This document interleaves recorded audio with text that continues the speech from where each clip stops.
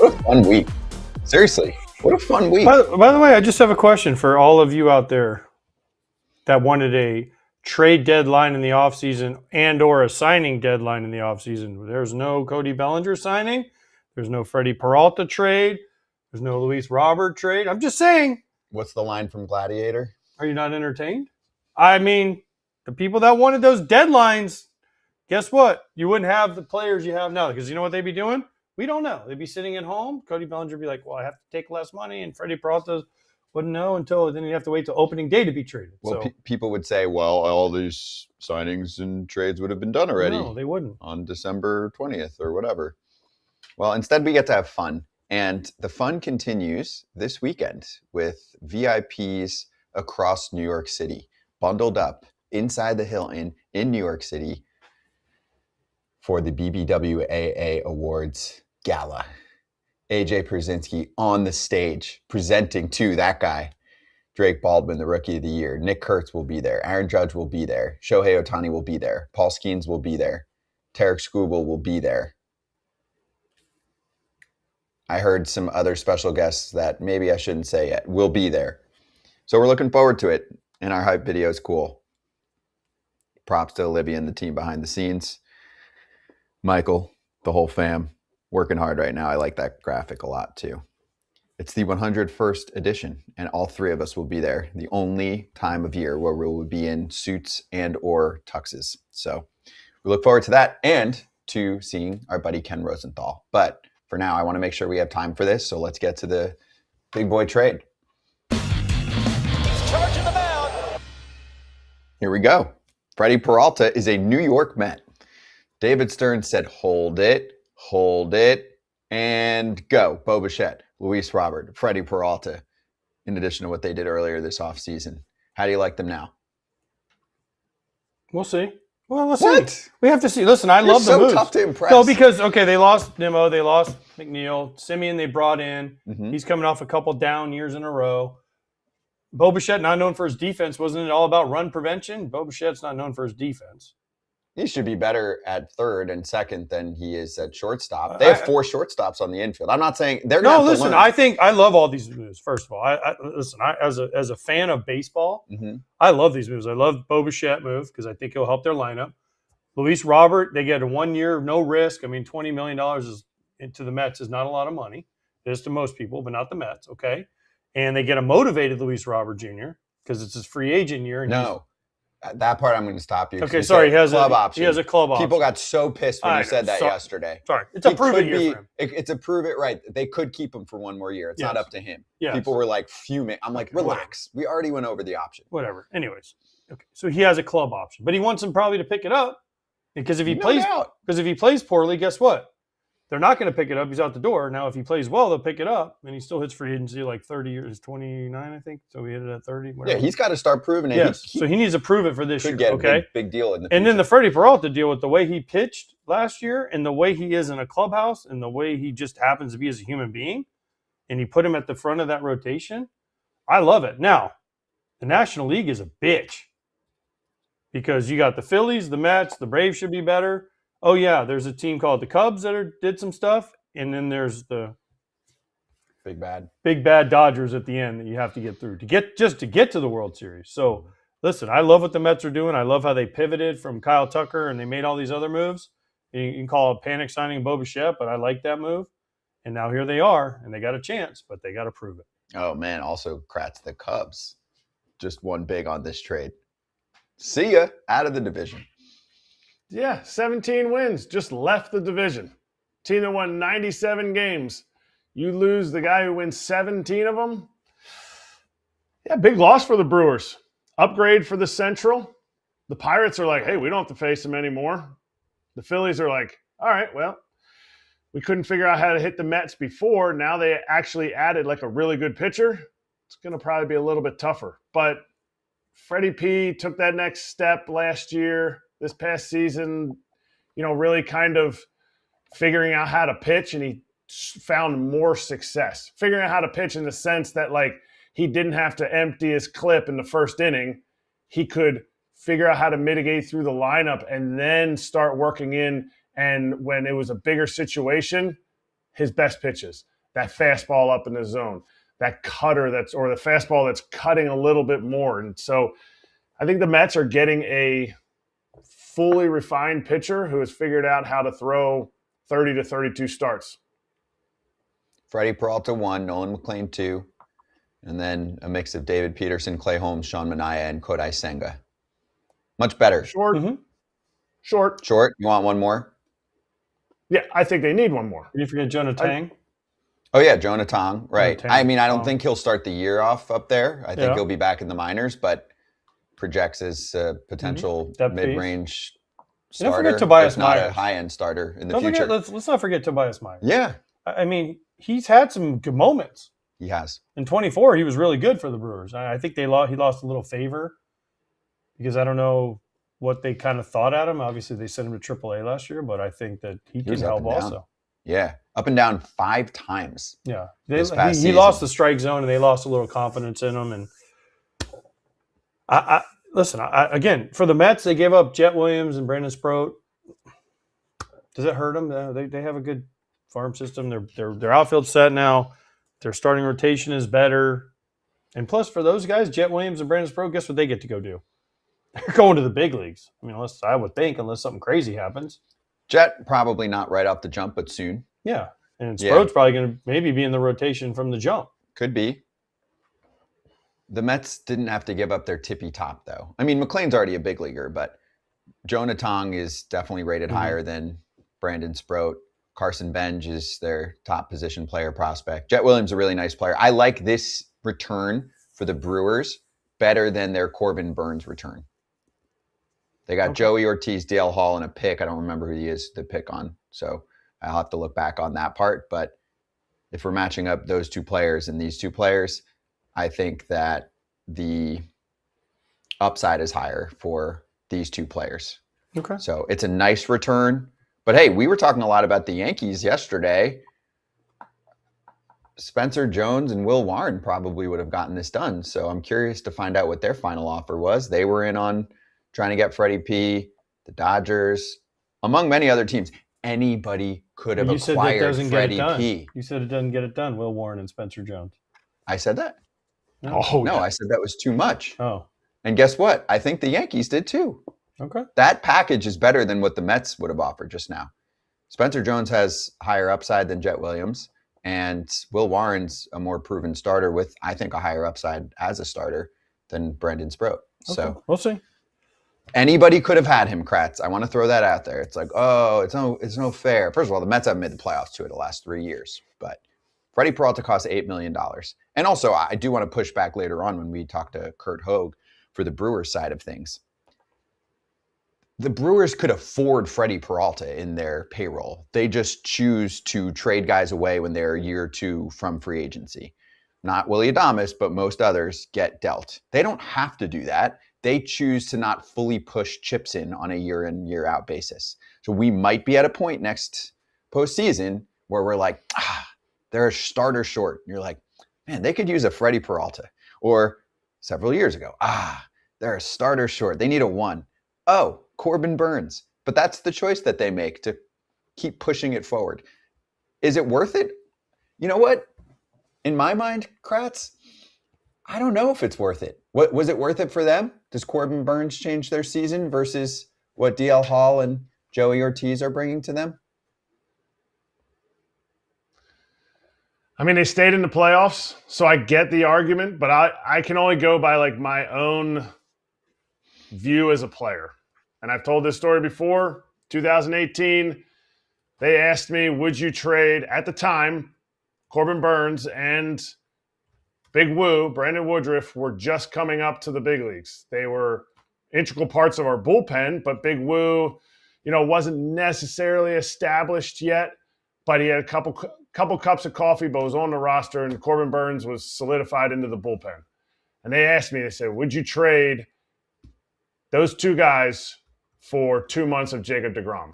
And I did the math in my head. Okay, these guys would play whatever, throw this many innings. deGrom would throw this many innings. At that point, everyone's like, he's a Cy Young candidate. I'll tell you what, I would love to have a ring in my closet from the Brewers 2018 team. And I think Jacob deGrom being an extra starter with Jhoulys Chacin, with, the other guys that we were running out there,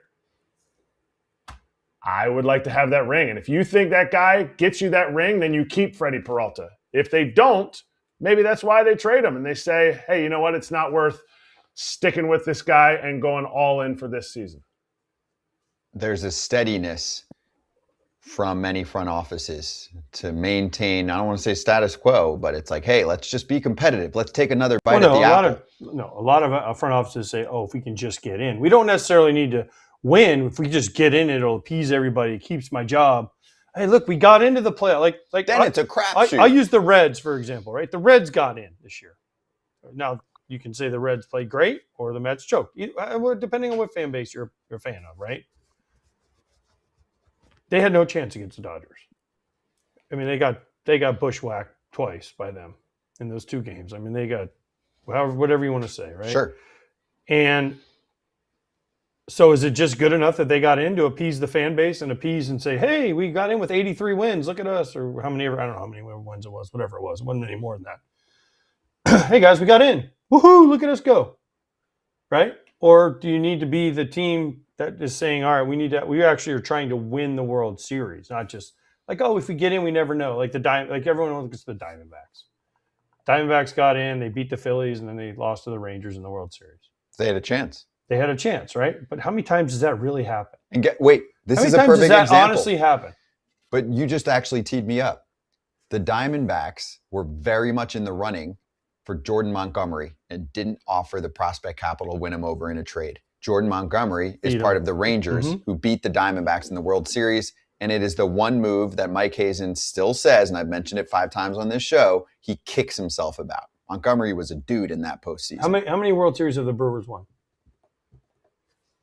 0. Okay. I'll use the Mariners from last year. Now, I'm sure there was a move out there, and listen, they were very good. They were really close to beating the Blue Jays and all that. One hanging slider away from beating the Blue Jays, right? Mm-hmm. But let's say they would have made one more move. Now, I don't know what that move is. They went and nailed her. They got Suarez. Okay, whatever that move is. Duran. Okay, fine. Pick. I'm us again. And they get to the World Series, and they win that World Series. All the prospects they traded away. I don't You think that anybody gives a shit? Nope. Not one person gives a shit about that. Oh, because then the next year, they might not be, 3 years from now, they might not be as good? Nobody cares. I promise you nobody cares. Yeah, if the Brewers win a World Series, you can be bad for the next 5 years and say, hey, we had to tear it down and start up and whatever. And fans would be like, cool, we want a freaking World Series. And also, like, everyone looks at the Tatis for James Shields. That's like the ultimate, like, we didn't win, well, I can't believe we made that move. Well, the reason it looks at such a bad move is because the White Sox never became good after that, and they gave up a player that they could have had for the next 10 to 12 years. That's why they never won. Now, if the White Sox would have gone out and won with that team that they had with Sale and all those guys before that, then people would have been like, oh, man, that was totally worth it. Shields, look how good Big Game James was for us and this and that. But because he never worked out and they didn't go anywhere in the postseason, people are like, oh, what a bad trade. Aroldis Chapman for Gleyber Torres. All day. Cubs 100%. Fans all day. And the Yankees never won because of that trade? Right. They didn't win a World Series with him. Yankees haven't won a World Series? Yeah. And the modern move. And that year they weren't winning with Torres or with Chapman. No. The modern move they bring up is Pete Crow Armstrong and the Javi Baez deal, but also sometimes you just make a bad deal. It happens. That's life. Hey, they talked about this on Mets Up. Come on. But the Mets thought they were going to win that year. That's why. Right. You're going for it. You got to believe. That's what they say on this show. Part of the FT Network, they have an episode that dropped late last night about the Freddie P trade. We're going to talk more about the Freddie P acquisition for the Mets with their former GM, Jim Duquette, joining us later in the show. Let's go to the Brewers side of the equation. Milwaukee Journal-Sentinel beat reporter Curt Hogg back on FT.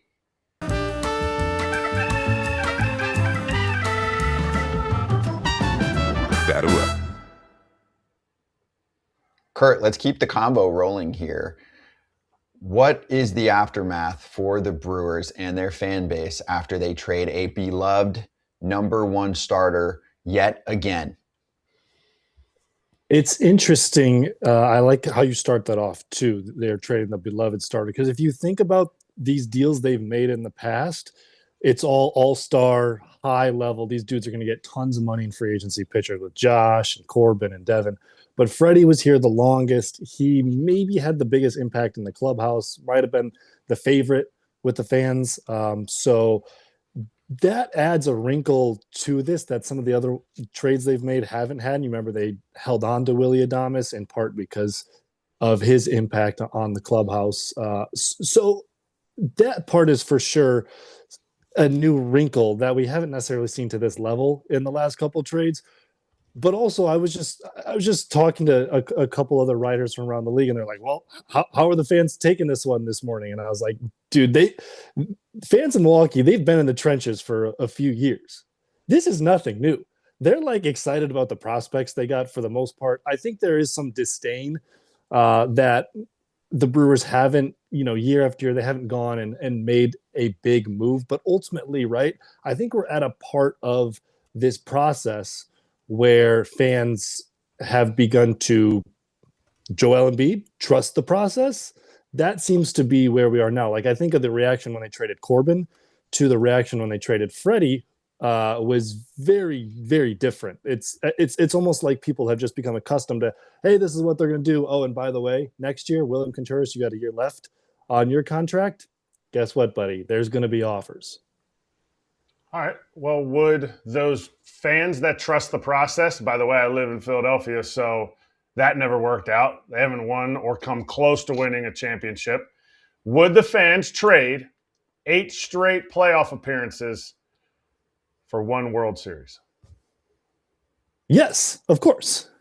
No doubt. You trade 20 playoff appearances for 1 World Series. I think most fans would. Royals fans would. Yeah, for sure. But the thing is then, so is this a signification? Does this signify that the Brewers front office does not believe this team was good enough with Freddie to win the World Series? No, I think if you're looking at it from the Brewers front office side, it signifies they believe they're good enough without Freddy Peralta to have a chance. Now, you can argue all you want about whether having a chance really means in this day and age of baseball that you actually have a chance. I mean, we haven't seen a true small market team win since when? 03, Royals. I guess the Royals, yeah. 15. Royals and 15. White Sox. Sure. White Sox. Not the White Sox. They're small Sure. The White market. Sox payroll is like $60 million. Yeah. Small market, That is- bro. that Just is as ask them. They're as it small gets. market. Yes. I mean, that tiny town of Chicago, 70 miles south of here. That's where all the sewer. That's where all the sewer treatment stuff runs down from Milwaukee. Just so people in Chicago know. Wow, shots fired. Okay. Anyways, Yeah, I mean, the Brewers Crystal. and their fans absolutely would trade 10 playoff appearances for 1 World Series. The Brewers are coming at this, though, from the perspective and the angle of having those 10 playoffs gives you the better chance of winning a World Series than making a big splash that might decrease your chances of making the playoffs. And, maybe then you only get 3 or 4 shots at the playoffs. You could argue that that's correct or not. Obviously, it hasn't worked out for them yet. They haven't gotten to a World Series since 1982. They did make the NLCS last year and got smoked by the Dodgers. But that's where they're coming from. They won 97 games last year. So there's just a bit of like a disconnect, right? On one side of my brain believes this team won 97 games last year. I saw them sweep the Dodgers in the regular season. There's no reason that they couldn't have won a series against them in the postseason. And then the other side of your brain's like, well, they've been to the playoffs, 6-7 times since 2018 when Kratz was there. And they've got no World Series appearances to show for it. So that is the disconnect that the Brewers provide to our brains. okay, Kurt. Well, then how much can they take? You keep saying they're used to it. They're used to it. They're used to it. The fans are used to it. The Brewers keep doing this. How much can they take? Because the team where down south, where Kratz says, all the sewage goes to, has improved, right? And they had their chances. They kind of lost Kyle Tucker at the end last year, the Cubs, but they've improved their team. I think can't argue that they've improved their team. Mm-hmm. And the Brewers have lost their best pitcher. Now, I know they're getting Brandon Woodruff back, and he's supposed to be healthy. But how much can they take until the rest of the division says, okay, Milwaukee, we've watched you do this long enough. We're going to take the next step now. Winning fixes a lot of problems. I think the last few offseason, people weren't taking it. they were upset that, they trade Corbin, they trade Devin, and obviously the Hader trade was was super fireworks when they made that deal. So, but I think we're at the point now where, look, if the Brewers go out and they win 93 games again, they'll be in fine shape with the fan base here. So how much can they take? It all depends on how much they keep on winning. Look, I think you have to, even the biggest skeptic, even the most ardent supporter of the Brewers spending more money, that they need to make a big trade or go get a big free agent, I think you would have to argue that what they're doing, minus the World Series, the process has been pretty clean. And I think the one thing that people need to understand is Freddie signed a deal early. So they did a good job of signing him early. They signed Yelly early. Back before Yelly, it was Braun. So they have their vision out there of who they would sign. Does that need to change and say, okay, we're not going to do that. We're going to push our chips in one direction? That would be that, like we said, that 1 year, which I keep going back to. Mm-hmm.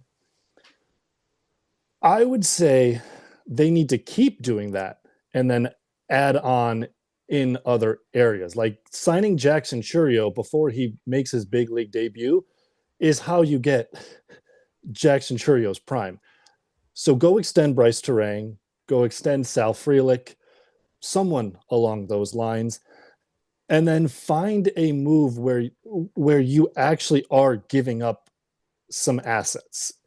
They have, you could argue they have the best farm system in baseball. A team that's coming off 97-win season last year might have the best farm in baseball. That's great, and that's central to how they build going forward. But they haven't dealt really from their prospect capital since, maybe the Yelich deal is really the last big trade that they've made that comes to mind. So I don't know if there haven't been opportunities. You would think there would have been opportunities in some capacity to, I don't know, go out and pay $20 million to get Luis Robert or something along those lines.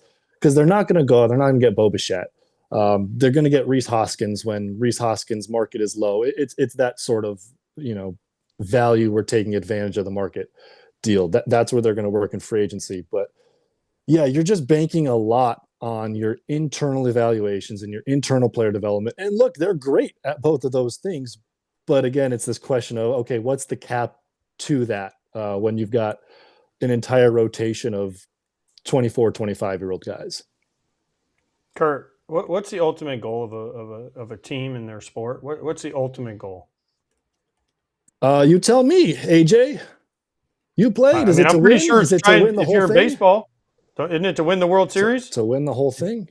Okay, so then but then you said, well, they keep, being good enough to get in, and they hadn't won a playoff series in forever. And listen, the fans were clamoring this year for the Brewers. Like, we got them. And when you talk to Murph all the time. When we get in, man, we got to win. We got to win because we don't know how many more chances we're going to have at this. So is it good enough that they just keep getting in? Is it good enough? Is that what the goal is?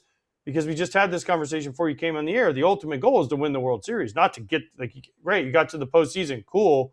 Twins got to the postseason every year, like in the 2010s or 2000 to 2010s, and never won a playoff series, right? So is it good enough that the Brewers keep making the playoffs, but they never get the ultimate prize? I don't think it's exactly like a black and white. Is it good? It's not good enough to make the playoffs every year and fall short of the ultimate goal. If you're talking about in terms of the ultimate goal, there's a lot else that goes into the process and into the daily grind of baseball, in my opinion. And having a competitive team each year certainly is somewhere between like 0 and the absolute complete goal. And it's also worth mentioning too, right?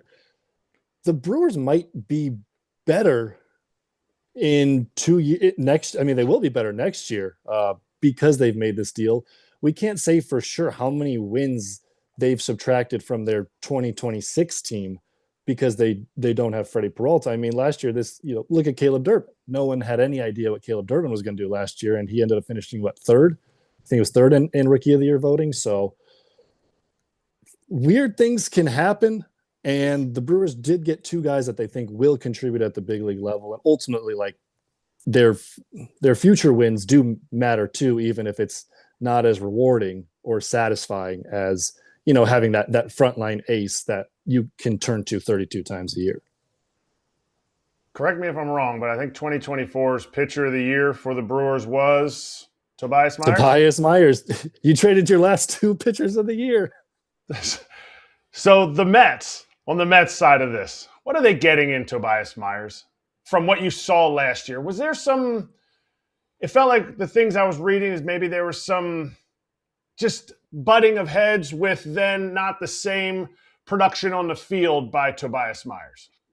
I wouldn't say it was butting of heads. I would just say the circumstances didn't ever allow for him to thrive the way he did in 2024 as a rookie, right? He got hurt early in the year, some struggles with command earlier in the year as well when he came back. Oh, and we have Emma here. Emma here wants to talk about Tobias Myers. Hi, friend. Come on in.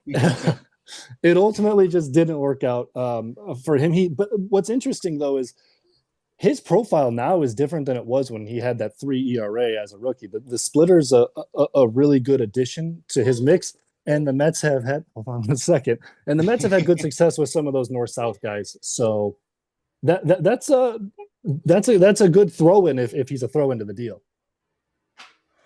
Hey, Curt, are the Brewers better now this year, do you think, with the addition of Sproat and Jett Williams? Do you think – I don't think – no, they're not – Talk about the return.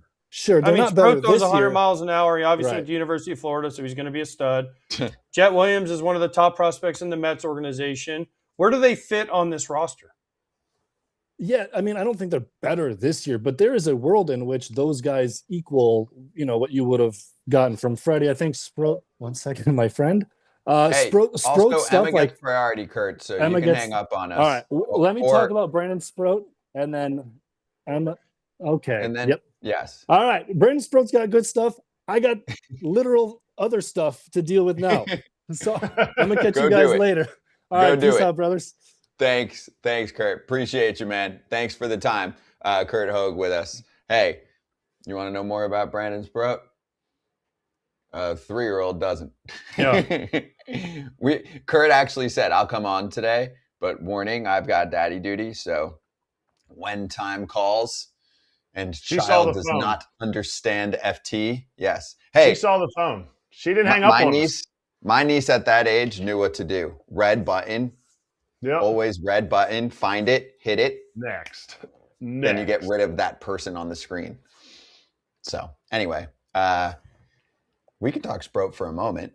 I mean, he was one of the 3 called up by the Mets last year to try and rescue their season, right? He was the 3rd one. Nolan McLean is definitely the best prospect of those 3. Jonah Tong has high upside to be a legit playoff starter. Brandon Sproat was more of the question mark. He's a little older too, I think, than the other 2. So I think there's a little more variance between. But for him to say that Sproat and Jett Williams can make up for Freddy Peralta, I'm like, come on. Dude. No. You misread. Can I back him up? Yeah. He said next year. Oh, well, what about this year? This year? No, of course they're going to be worse without a number 1. I mean, you would imagine, unless Freddie doesn't pitch or falls apart, like the return there is only doing so much this year. And maybe Sproat becomes good. Someone joked in our chat that I was in for fair territory how, the Brewers are able to find random dudes and turn them into something. That's true. They've done a nice job on their pitching development. And Brandon Sproat's not a random dude. Yeah. But are they going to turn him from a projected 4 or 5 into a 1 or a 2? I don't know about that. No, I mean, I think what he said was very accurate. Nobody thinks about 2027 season when you just lost your best pitcher, the ace of your staff. You go, but what he said was they're better. They're better in 2027 than they would have been if they had kept Freddy Peralta, which is really how front offices think. Okay. As a fan, I'm like, well, what about this year? Why don't we just keep Freddie for $8 million? I agree. I could not agree more. I think we're all on the same page. I don't know. Maybe I obviously don't look at it long term because as a fan and as a person that likes baseball, You're like, what about 2026? We're about to go into 2026 spring training. Not what do I care about 2027, 2028? Now, I know front offices have to look at it like that. And also front offices, that's how they keep their job, because they say, well, we'll be great in 2028 when Jesus Made and Jackson Churio and Wilson Contreras is on another team and Brandon Sproat is our ace and Mizorowski figures it out completely, right? So, I mean, that's how front office.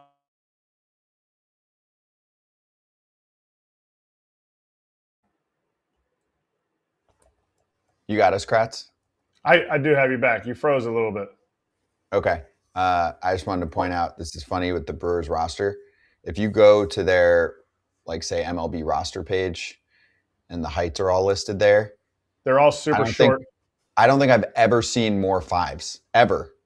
Oh, well, in the last 20 years, right? I mean, they make them a little taller than they used to, but, dude, most of the rosters in the 5s listed, and you know how what listed means in baseball, right?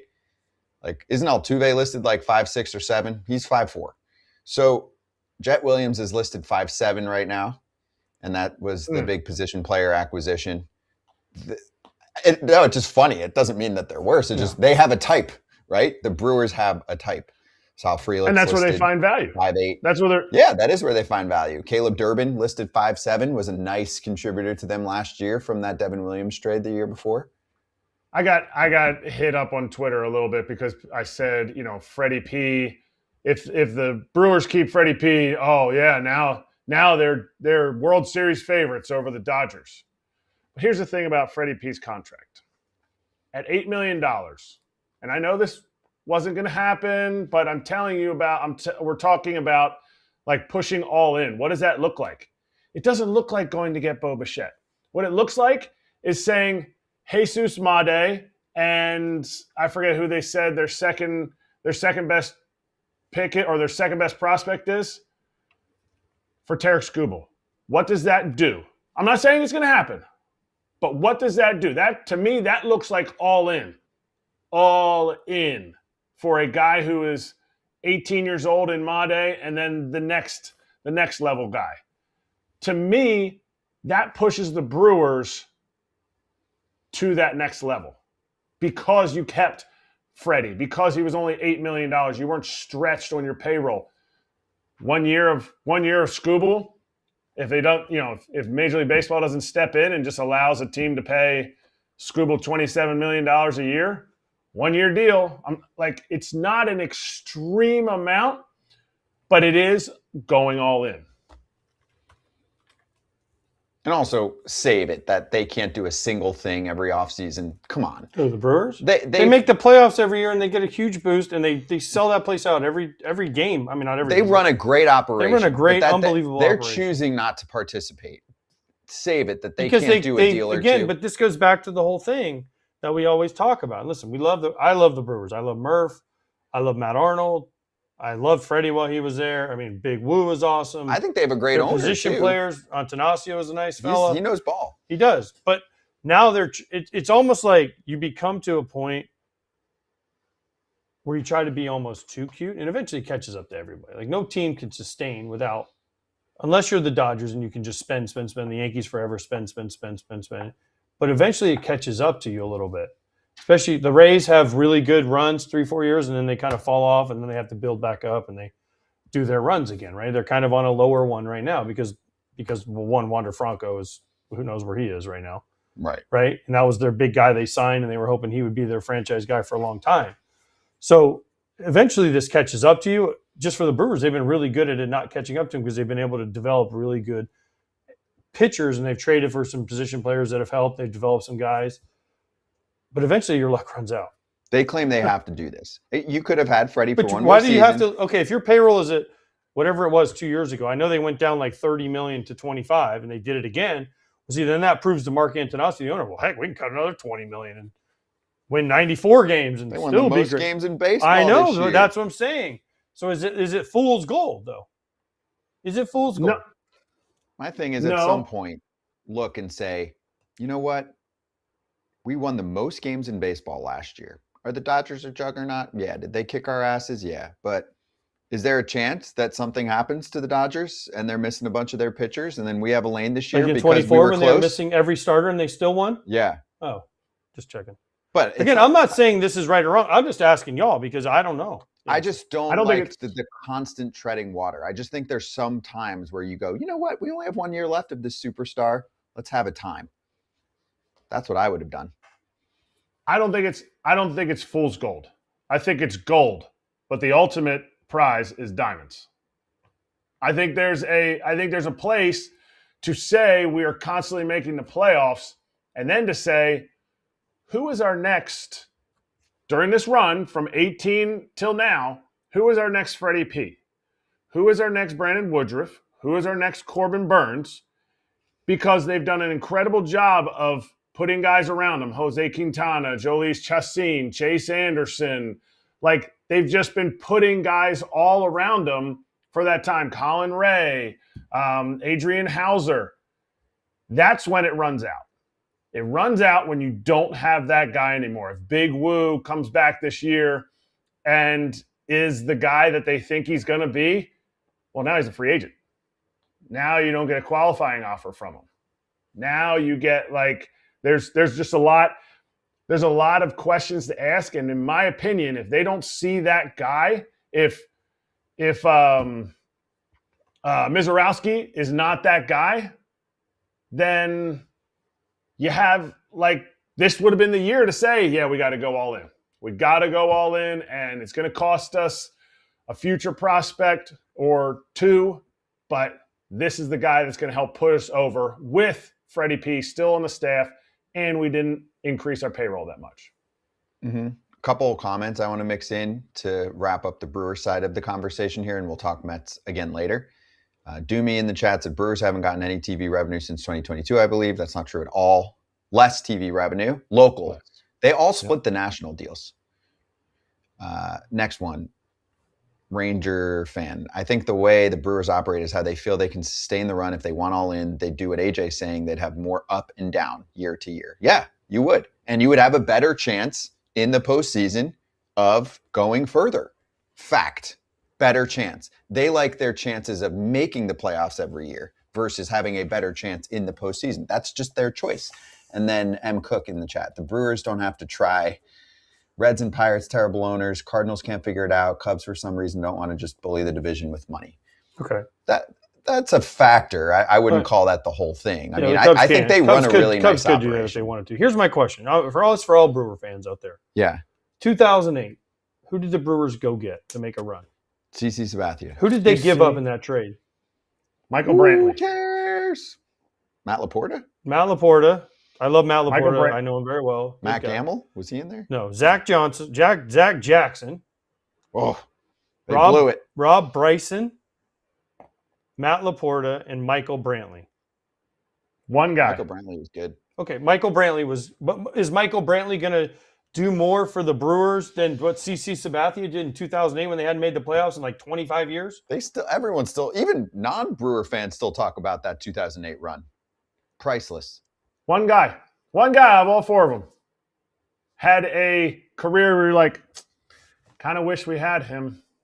Yeah, but not would you more rather than have had CC? him or CC for that one No, year it's where not everything close. lined up and it was unbelievable? It's not And it kind of close. brought Brewers fans back to loving the Brewers. Yeah.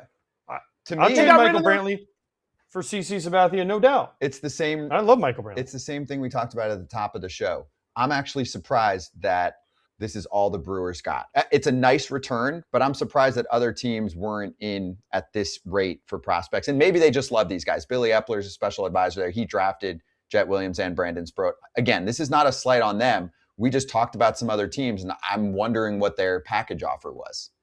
I don't know. It's But the same every thing, team though. in baseball could afford to get Freddy Peralta. Go for it. Go for Every it. team. Pick a team. Your favorite team. The Tigers. You mentioned Tarek Skubal.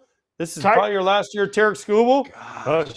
Throw in freaking, I don't know who you got to throw in. Throw in your don't throw in McGonigal. Don't throw in Max Clark. But whoever after that, you take three of them and you can have them. Where were the Tigers on someone like this? I mean, they always say they need someone So behind good. Skubal. Here he was for $8 million.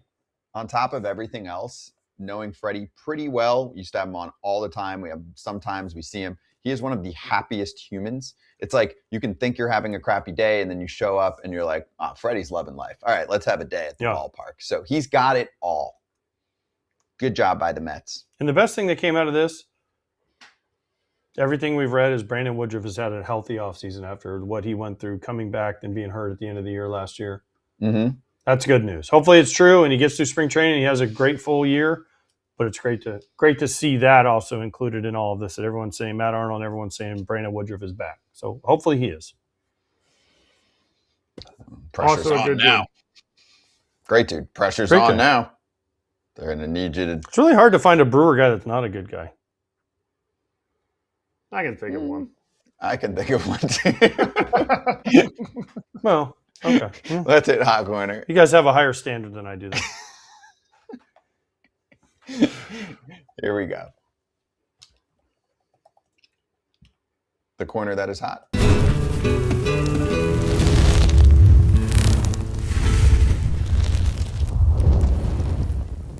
Fresh signing alert.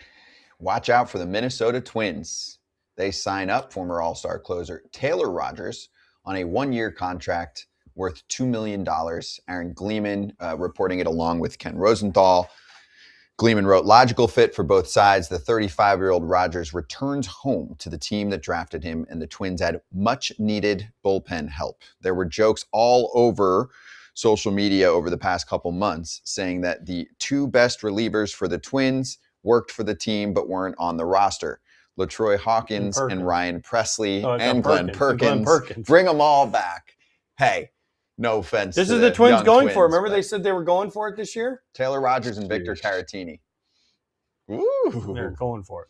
Yeah. I don't know. I like Taylor Rogers. That's a bargain. He's a nice guy. Yeah. Caratini's had great success everywhere he's been. He's been a really good dude. Plays well, switch hitter. Yep. But I don't know if this is really going for it. Maybe. No.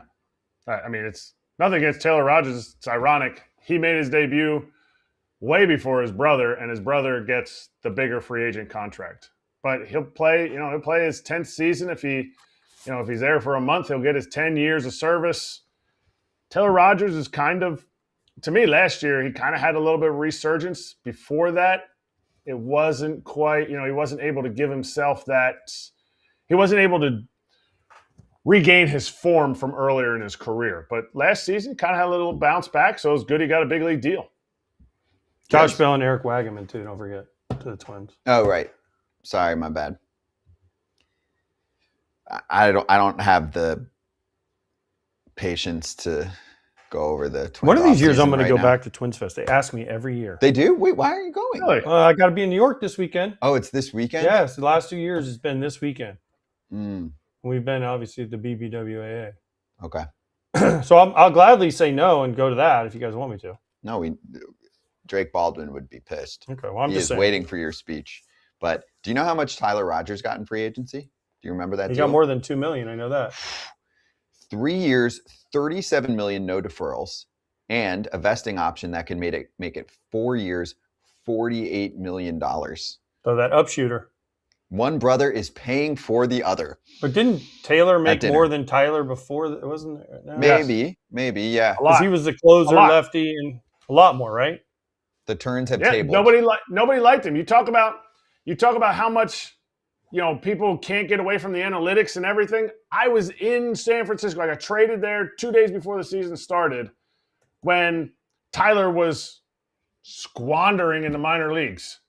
They were just like, Boach was like, I love this guy. Now the organization, I don't know. They're just not all about him. All he ever does is go down to AAA and get tons of outs. Everybody on the team's like, this guy should be in the big leagues. He's impossible to hit. He comes to spring training. He's impossible to hit. You face him in AAA, impossible to hit. All he's ever done is put up numbers. Analytically, nobody ever gave him a chance. That season, we started out slow. They ended up calling him up because they needed somebody. Now look at him. 3 years, 37, possibly $48 million. Holy crap. I forgot that Taylor Rogers had signed a nice, chunky deal. He was before legit. Yeah. No, I know he was legit. I just forgot that he got paid too. So the Rogers brothers are neck and neck for career earnings. Yeah. So not including the 37 or the 48, Tyler's career earnings are $10 million. So now he's going to add at least 37. So that'll get him to what, 47? And it could be 50, whatever, high 50s. Taylor Rogers before this deal, career earnings. Do you guys want to guess? It's in the 40s. 45. $53.5 million. And He then signed a 4-year deal with the Padres somewhere along. He signed a nice.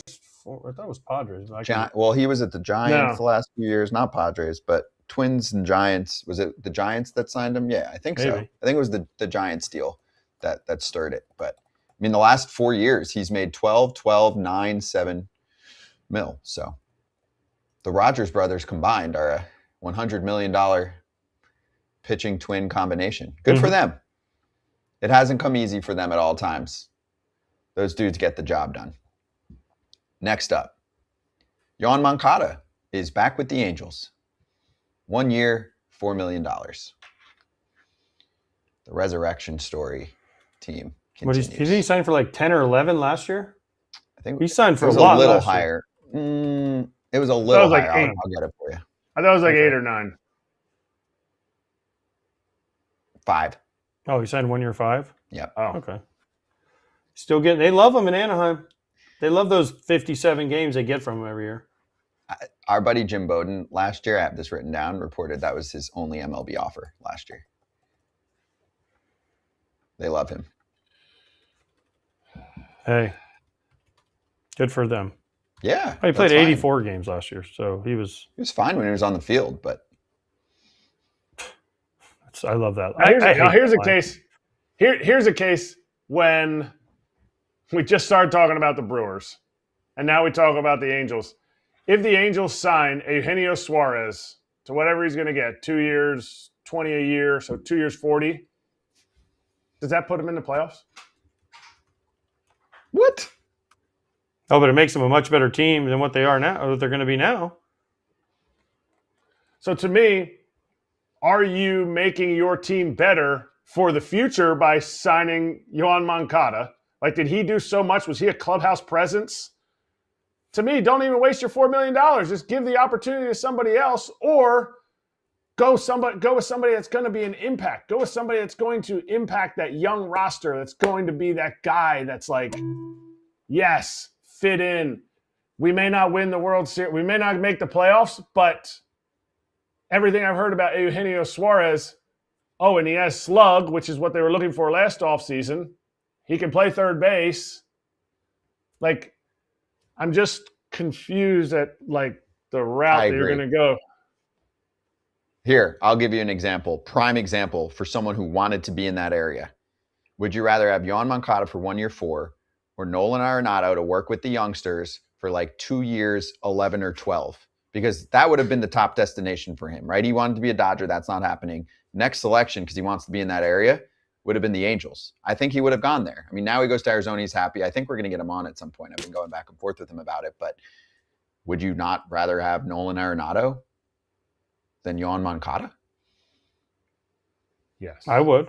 I don't think it's close. Just to show the younger kids, the Netos, Christian Moore, Shanawell, how to be a big leaguer. I know they've got some years under their belt, but you every time you look over to your right, there's Nolan Arenado doing his thing, showing up every day, playing hard. I mean, that's just a good teaching tool to have around to show people how to be big leaguers. I don't think it's close. And also, I mean, Nolan even beat him in the WAR number this past season. I guess he played more, but it's not like the performance difference is there. I think performance-wise, Nolan will give you more. Yeah. Yeah. I think I just disagree. In 2013, we picked up Michael Young on the Phillies, and I was like, wow, like, I get to watch Michael Young. And he was a better dude than what even people said. Everyone's like, oh, what an amazing guy, amazing guy. He was even better than what people were saying. Was he this, like, did he, like, anchor the lineup? No. But to me, you bring in a Nolan Arenado over a Yoan Moncada 9 times out of 9. Agreed. Well said. I do have a question. Now that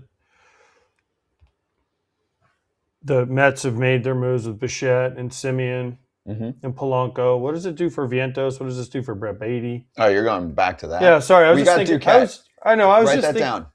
I was just thinking about it. I know we have to get to Brent Rooker. But Yeah, I was write just that thinking, down. it was just when we were talking about who would you rather have. Well, they brought in, they have Beatty, they have Vientos, but they have Polanco and they have now Bichette, Simeon, Lindor. I have don't some know. ideas, but write it down. Yeah, sorry. Just No, you're good. I know it's way off. Don't forget it, though, topic. because Duquette's coming on later to talk about it, and Rooker will be here in a sec. One more, just real quick. Yadi's back.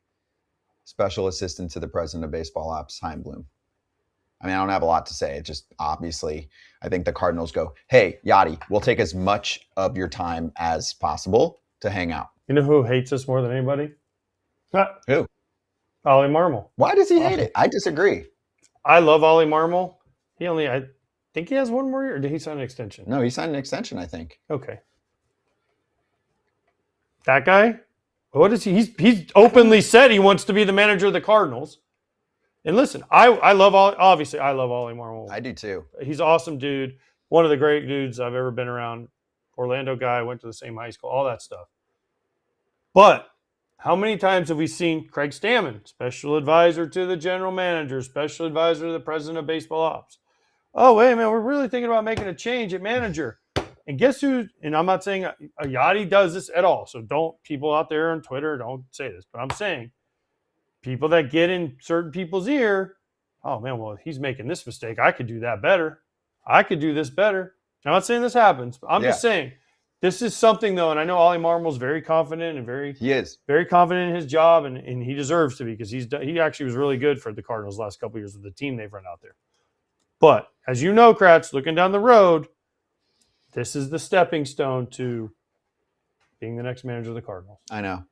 I truly believe that Ollie has this, I'm going to do my all, and no, I agree. Listen, kind of situation. I'm not saying this is happening, but a lot of times, Kratz, there's people in certain people's ear, and then all of a sudden, Brad Ausmus, didn't he do this? He went somewhere and he got in the Angels' ear, and guess what? He was then the manager of the Angels, right? How'd that go? I'm not comparing Brad Ausmus to you, but you know what I'm saying. Yep. Like, this is Craig Stammen. We talked to him the other day. Yeah, I was in there with the front office all the time, and then all of a sudden, AJ Preller was like, hey, maybe you should interview for this job. Again, I'm not saying it's happening, but this is just the way. My advice to Yadi is if he really wants to manage, and I think he'd be great when he's in this role now with the Cardinals, he should do some media appearances and see if he likes it, because you're going to have to do 2 or 3 a day. Seriously, True. Just see if you like it, because if he's pissed about it, like, that is part of the job. All right, let's get to our next guest.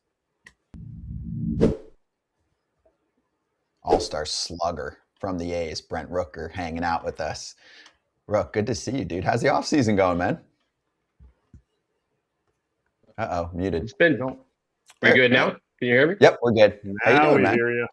There we go. Offseason's been good. Been busy. Been traveling a pretty good bit, kind of all over the place. A couple teammate weddings, Sacramento trip, things like that. So it's been busy, but it's been a good one.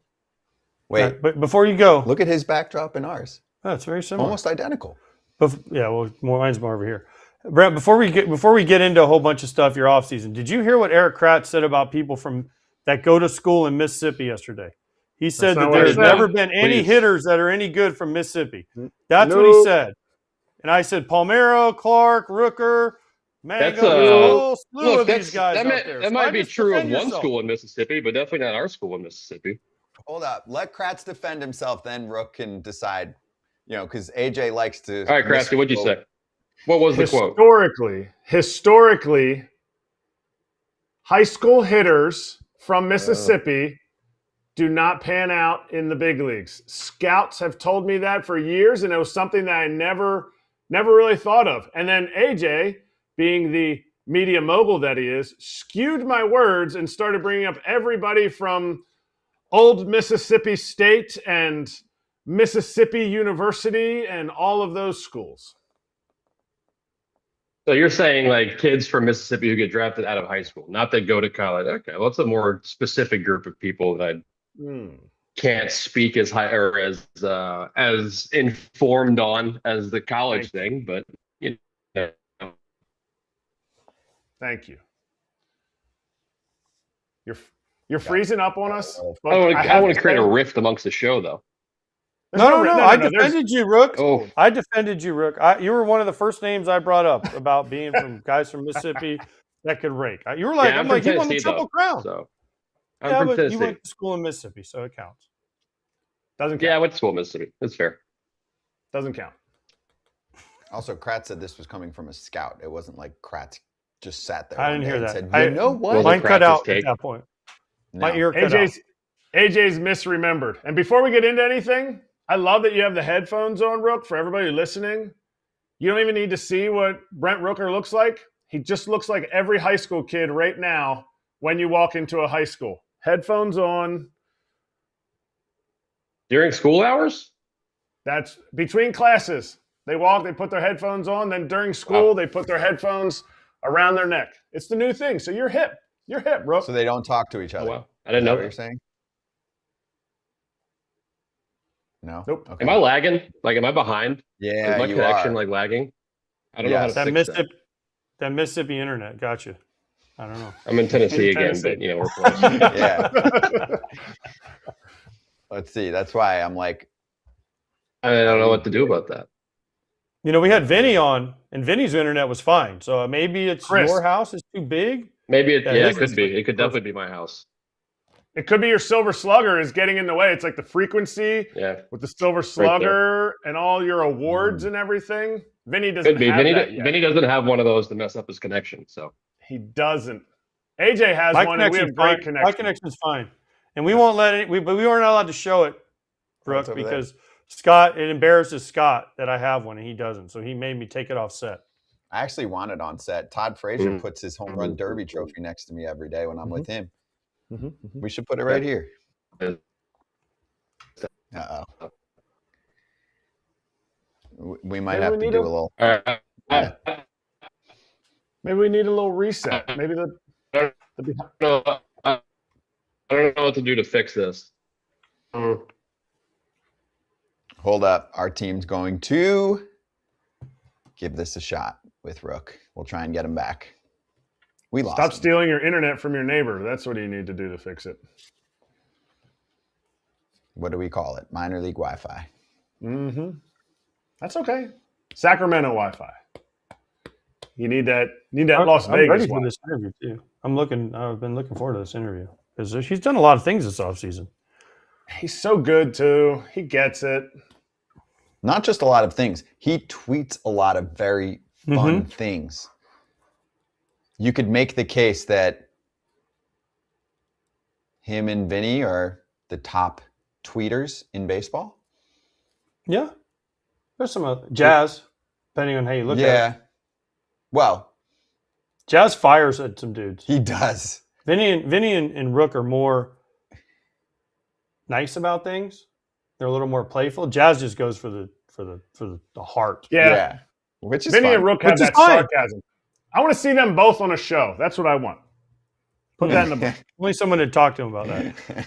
And by the way, Rook was also the first one of kind of the A's to get the contracts done. Law, Butler, Gowan, Soderstrom. He was kind of the first Oh, yeah, one. Soderstrom. We got to ask about that.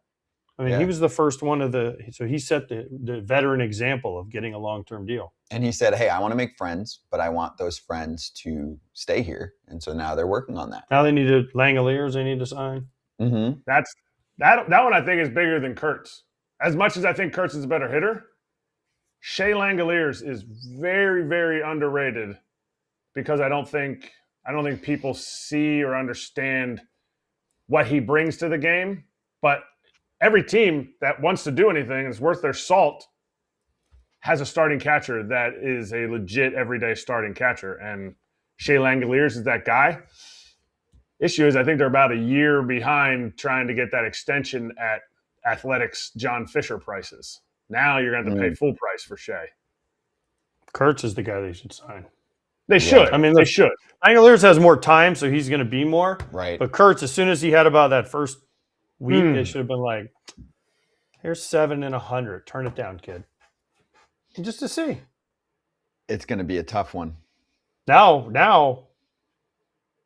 He did so much damage. that's so what I'm saying. quickly. 4-homer game should almost. He really had a 5. I mean, that was like a ball was like That 4 close. inches from being a 5-homer game. I don't know. Like that would be the one. Listen, these other guys, we love them. They're great. But I mean, Nick Kurtz with the year he had and the potential and every way everyone talks about him, he would be the one that you would be like, oh, maybe we should go after signing this guy. Now they need to find some starting pitching. You can ask How many Nick first about this. basemen? We're How seeing many him first this week. basemen have been locked up early? Ryan Freddie Howard, Freeman signed didn't Freddie Freeman sign a not a bad deal with the Braves? like $80 million, I think, like 8 years, $80 million.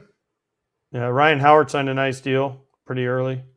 But that was after he won an MVP and Rookie of the Year, so that was after his second year. And that was 5 years, 125. Like, it just feels like it's a position that they're like, you know what? We'll find home runs other places. And I'm like, really? You're not finding Nick Kurtz anywhere else. And Pete Alonso. I think part of the problem is that the industry doesn't value the position, and they might say, cool, let's just go year to year, take it to free agency, and it just doesn't cost us enough versus the long-term extension. Just throwing that out there. It's a guess, right? I mean, you're right. I think Pete learned that last year, and then I mean, he did well for himself, but it's on a $300 million player. It's in the ones, and for baseball, I think they look at it as, are we going to do that now, or we can do that years down the road? And maybe Kurtz ends up being a top 5 hitter, and that changes things. But I mean, he had a hell of a year this year. Yeah, he was ridiculous. I just think the industry, I'll just say, doesn't value first base enough. Here's a question for Rook when he comes back. Can the A's, they always are great in the second half. Why does it take them till the second half to turn it on? It's like the first half is like, and it's happened like 2 or 3 years in a row. And then they get to the second half and they're like, they take off. And they've done it for a few years now. What can they just, when they go to spring training, can Kratz just say, hey guys, let's actually try in the first half, and then in the second half, then we can just carry it over to the second half. It's very weird. Many teams that are in their spot when you're building back up have the opposite effect. It's like what the Angels have, where the Angels have some nice players in a core, but they never have enough depth. And so it starts to fade late in the year, especially on the pitching side. But anyway, you can ask that question to him. Let's bring him back and see how that Wi-Fi is feeling. All right, Brent Rooker back on the show. I think we'll do one question and answer and make sure. So let's do the test question, AJ. Okay. Can you guys go to spring training and just tell Kratz to tell you guys it's July 15th? Because every year for like the last 3 years, you guys have been unbelievable in the second half. And the first half has kind of been, and then the second half. Yeah. I think that's had a lot to do with inexperience. No. And just have so many young guys on our team. Maybe. Oh. No. I don't know what to do because my air. I had so many questions for you. If y'all can hear me, I'm gonna try something real quick, and if it doesn't work, I'm kind of out of ideas. Okay. One last idea. Maybe the last ditch effort is the cell service. You just say. I've tried that before. It doesn't go very well. As long as it's not 5G. 5G is the biggest scam on earth. 5G, I'm like, might as well be roaming. People don't even know what roaming is anymore. Your phone used to show up and it would say roaming, and you're like, I can't send any text. It's going to cost me like $3 one text message. 5G. Yep, I do remember now that. I have this. I there's this new thing they have but on AT&T. When you travel internationally, it's $10 a day for unlimited roaming. Yeah, well, they have that for every carrier. Oh, I don't know. I have AT&T. Sometimes. All right. Brutal. Let's see. Brutal. He's going to try, I think, the phone. There's been a few times where we've had issues here, and then I run to the car. You have done that before. And I actually did in the car. In my defense, someone cut the internet line. No, there was no shots. I mean, listen, I had the super fastest speed Wi-Fi of all time, and then Mark's like, let's go down. So that's maybe sometimes why we get some skipping. That's shots fired. Sticking with the fastest. So I'll say, sheesh. Mark's just in there sitting at his computer, and fired. Yeah. This is like take 3, and if it's strike 3, then we let. I've done this show on cruise ships. I've done this show from other continents. And are we better? I feel like I'm still lagging. I don't know what's up. Looks good. I mean, just now it was fine. So let's see. Just don't move. Yeah. Don't move your silver slugger. Okay. So go ahead. Let's try one more time. Let's just re-rack the question because we'll be able to know in like 20 seconds if it's good. So. How do you trick the A's into thinking it's the summertime so that they're good the whole season? Back to the answer. I think that's had a lot to do with inexperience and having so many young guys. So, I mean, theoretically, we should be more experienced. We have more guys with some full seasons under their belts. And so we shouldn't really necessarily have that same learning curve that we've had the past few years. And, if we can match the the second half we've had in the last 2 years and do that in the first half and the second half this year, then we're going to be in a good spot. Okay, that was better. A That's little better. That's Okay, good. Then- a little better. then- We'll take a little better. Yeah. Okay, we're then gonna one try it B out. question was, since you were the first guy of the A's to sign their extension, do you feel like the veteran, because now they're starting to sign a bunch of guys to extension? So were you like, look I mean, at me, children, I'm going to show you the way? I feel like the veteran just because I'm the oldest guy, almost the oldest guy in the locker room. We got Jeff now, so now I'm not the oldest hitter anymore, which is a little relieving for me. But yeah, I mean, compared to the rest of our lineup, I am a old, salty kind of seasoned vet, which is a little unique, for our team. Because I mean, I know I'm old, but like I'm not that crazy old yet. I'm getting there, but not yet. Did you hear they almost got Nolan Arenado? I You did should have hear been that. on I the saw that recruiting report. page. They didn't have you. I do a know that little- would have been something to get Nolan in Sacramento. So obviously it would have been exciting, but we like our internal options. So I think we're in a good spot roster wise. Okay. What do you think about the offseason deals so far? Some of these big stars taking some of the shorter term deals, and some people claiming the players are not happy about it. Like, what's been going on? Dodgers adding guys, whatever. I mean, I know you don't speak for everyone, but you are part of a union. So what do you think?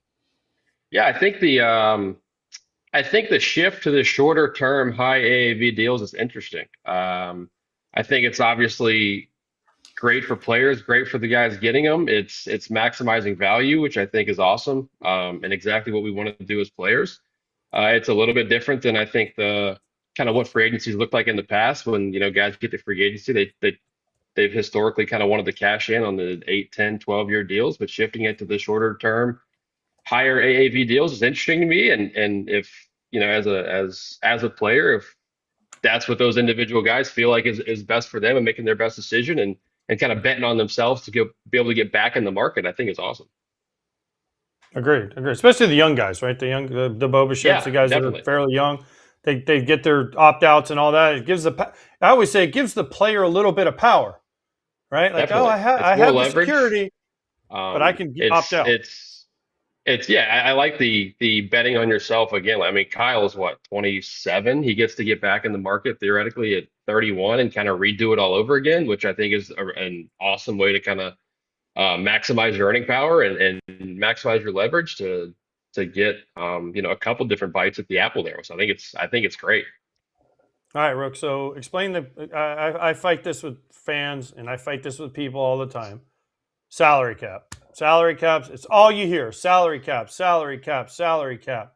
And I always fight for the players. Listen, if salary caps are so great, why does the NBA, the NHL, the NFL have work stoppages too, right?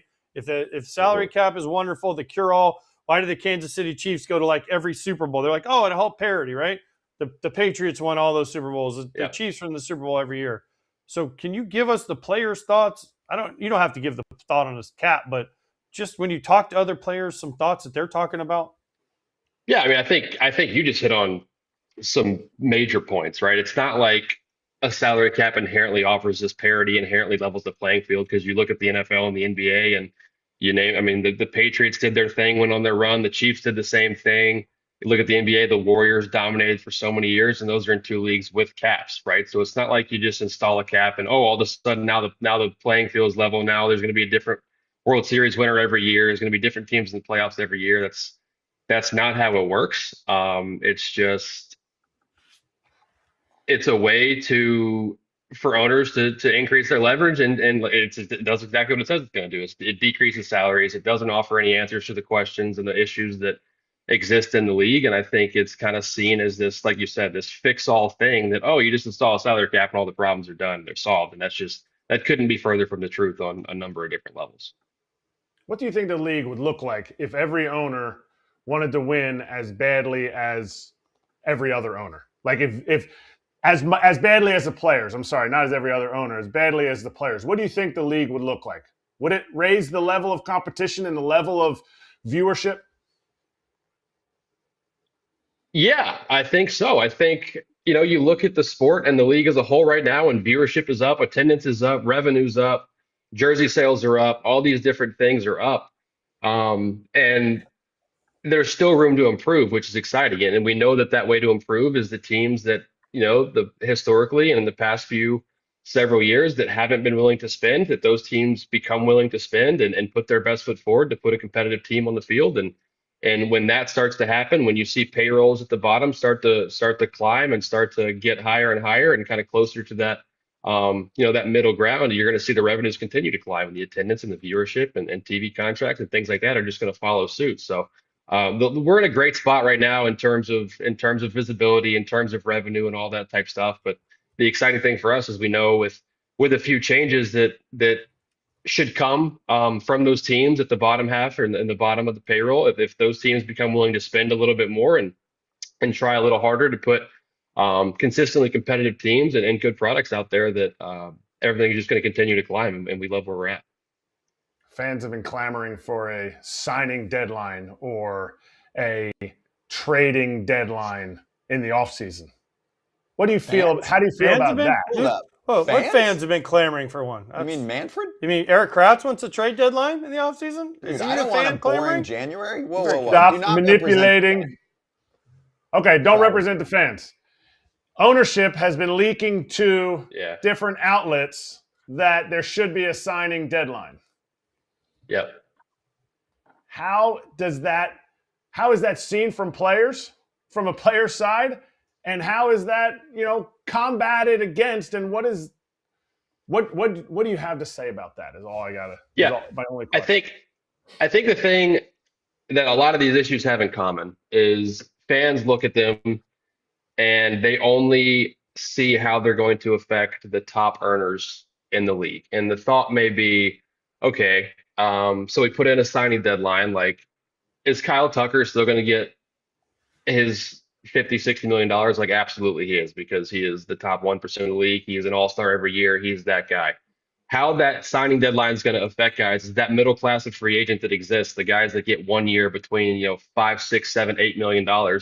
It's going to be the night before the signing deadline, and an owner is going to call him, or a GM is going to call him, or whatever, and just be like, all right, I know you're worth 7, but here's 1 for 3. And it's either sign it or you don't have a job, or you have to take this penalty and not be eligible for the postseason, or whatever it is. And it just puts leverage in the hands of the people who don't need any more leverage, right? You work your whole life to get to free agency. You grind through the minor leagues, you put your 6 years of service time in the big leagues, you get to free agency, you kind of finally get that time to maximize your earning potential, to pick where you play.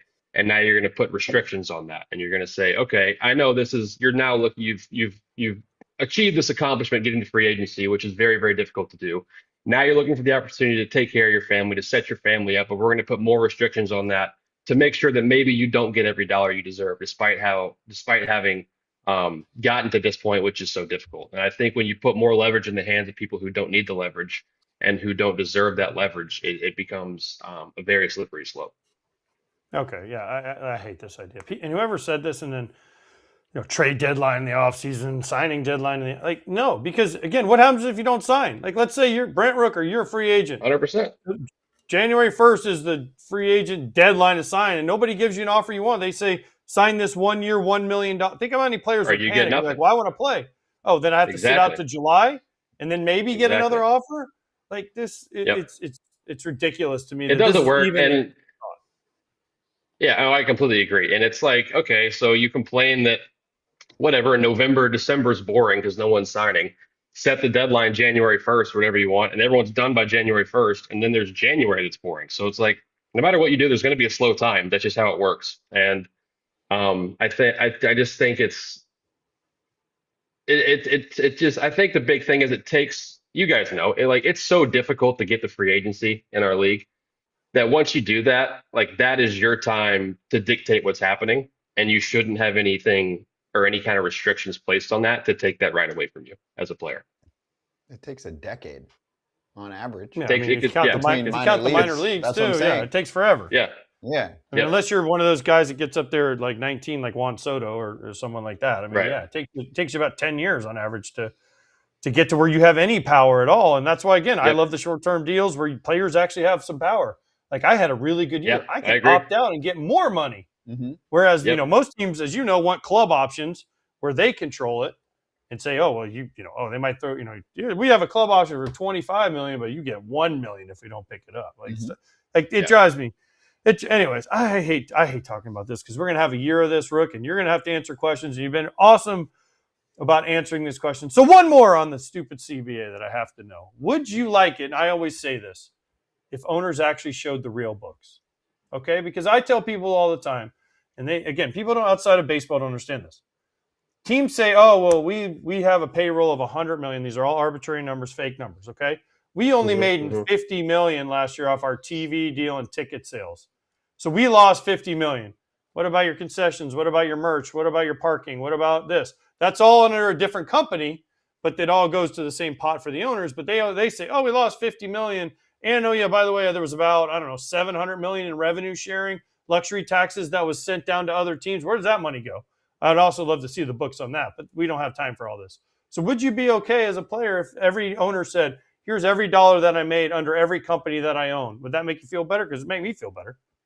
For sure. I mean, some transparency is always appreciated in negotiations, right? So it's just difficult when you have a lot of teams and people like you kind of said, like, oh, we're losing money, we're not generating enough revenue to sustain this payroll or whatever it is, but then they refuse to kind of open that up and let us see that for ourselves. I think it comes across as a little disingenuous. It comes across as a little dishonest.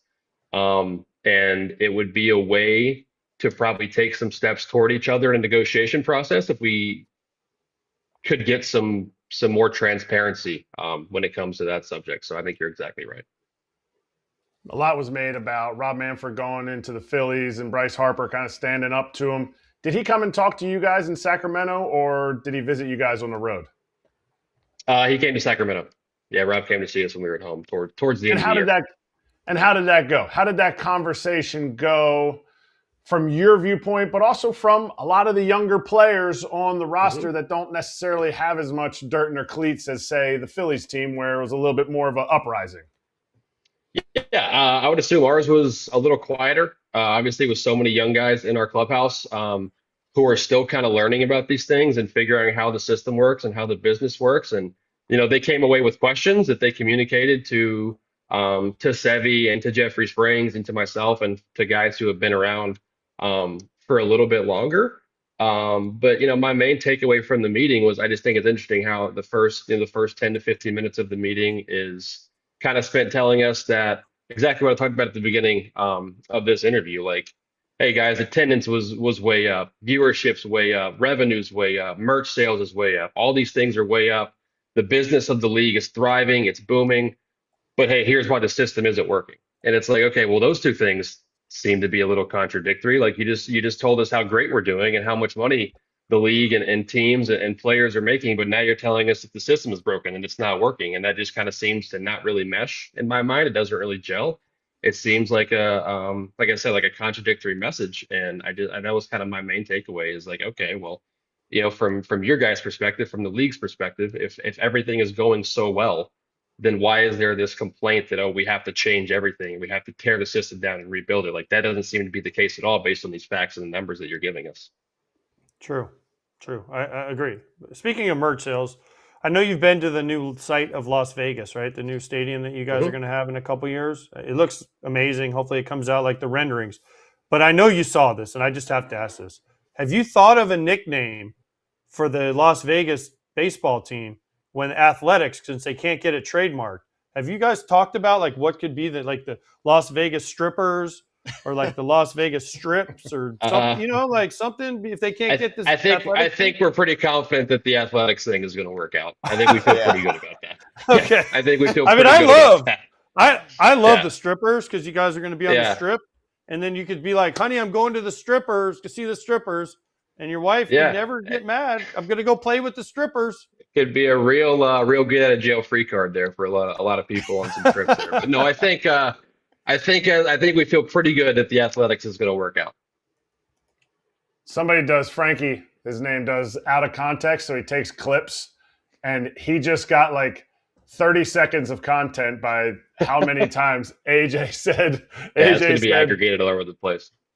It definitely is. One of the things we talked about earlier in the show was the Brewers. You know, they got rid of Freddy Peralta, and we were talking about going all in or missing the playoffs.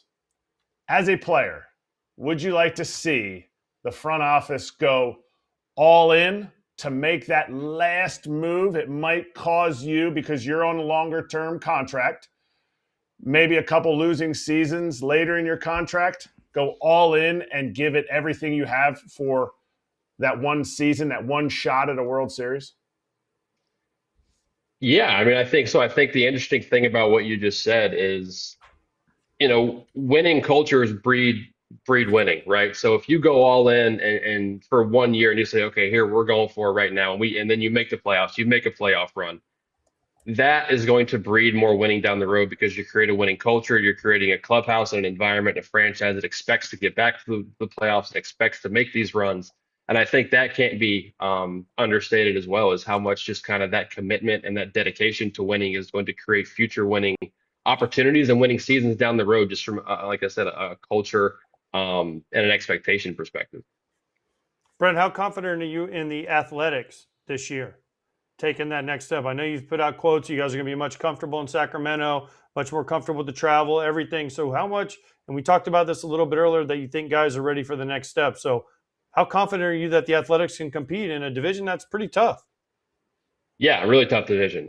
But man, I love where we're at. I think we have people talk about the offense and talk about the hitters we have and talk about Nick Kurtz and talk about Jacob Wilson, Tyler Soderstrom, and Lawrence Butler and all these guys. And I think that is obviously very well justified, and people should be talking about that. But we've got some really, really exciting young arms too. I think Luis Morales showed frontline stuff last year at times, and I think he's still so young and developing that he's going to be really good.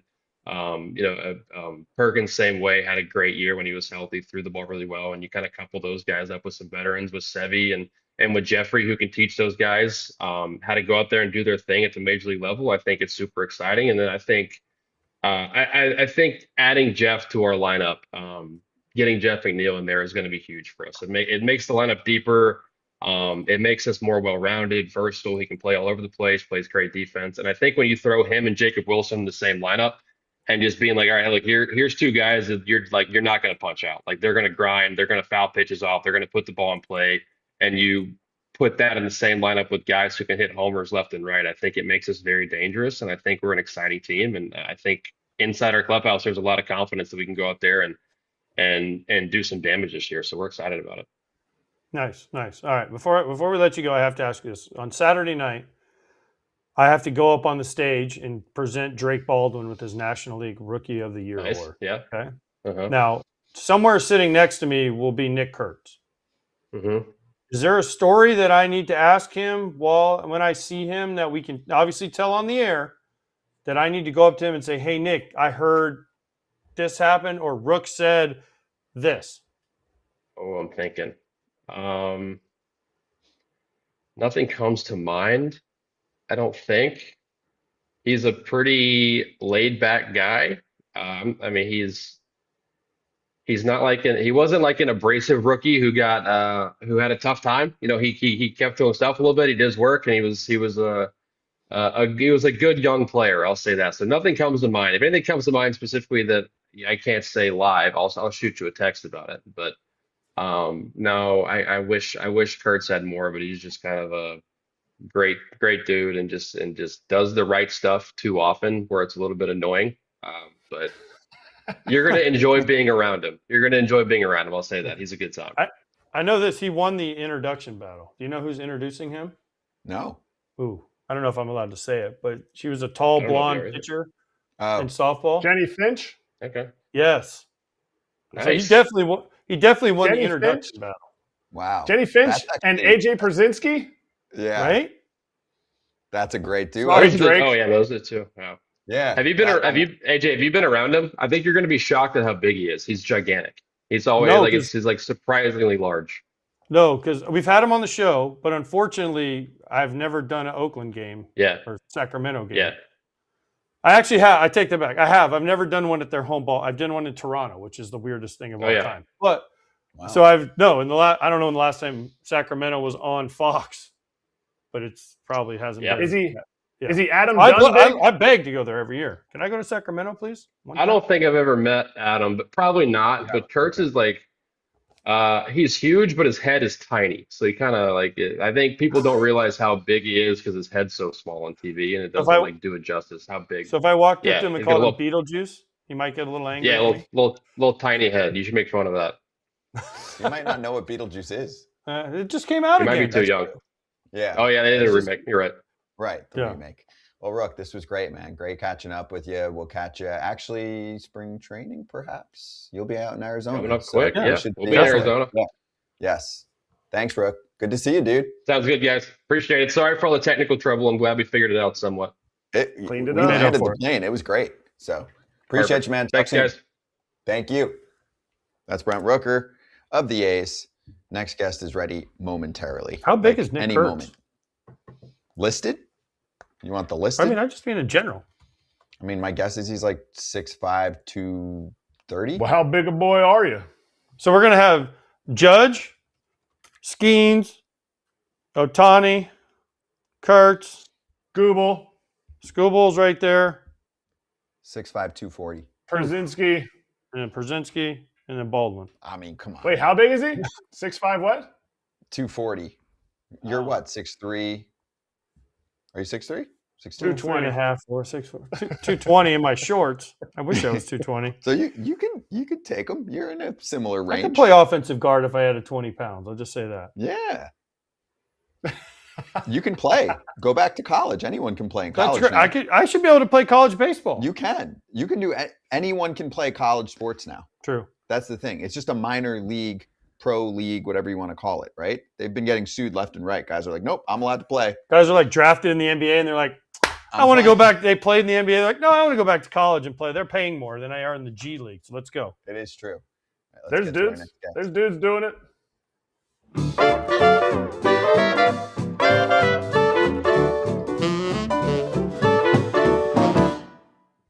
Former MLB GM, former Mets GM, Jim Duquette joining us right now. You can hear him on Sirius MLB Network Radio. You can hear him on SNY, among other spots. Buddy of ours. Duke, great to see you. And also, I want to commend, awesome job with the coverage of what the Mets have been up to and the Kyle Tucker sweepstakes. I'm locked in, man. I mean, I'm always following you, but I'm extra following you lately. So we got to go right away with what kind of week the Mets just had.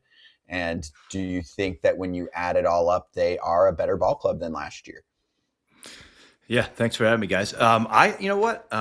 First off, if it was literally a week ago, they were out on Tucker, right? They had nothing. They had one of the worst off seasons in the league, and worst one I can remember from a Mets perspective in a long time. So the fact that where they are now, it's pretty impressive, I have to say. I had my doubts, but in fact, when last time I was with you guys, I think it was right when Alonso signed with the Orioles too. We're like, okay, what the heck are they going to do? So, to your question on are they better? Like, I feel like they're better than they were at the end of the year. Like, I didn't think that season went anywhere near where I thought, and definitely not the way they thought. But like the way the pitching ended wasn't very good. I think their pitching is a lot better now than it was at the end of the season. I think their defense is better. I don't think their offense is better by any stretch. I think it's going to be certainly whenever you have Alonso out of the lineup, that really hurts. But I do think that they've done a good job of rebounding, and they've got I think a little bit better balance with righties and lefties. So, I think there's going to have to be like you need Robert to get closer to what he's capable when he's healthy, right? There's, Bichette, I think, is going to be a beast there, but I don't think it's going to be what Pete did, which is, another level. So I think I have some questions with the offense, but I definitely think their run prevention is what David Stearns was talking about. I think he's done that. It's not perfect, but I think it's better. I mean, last year they had 5 positions that were below average defensively.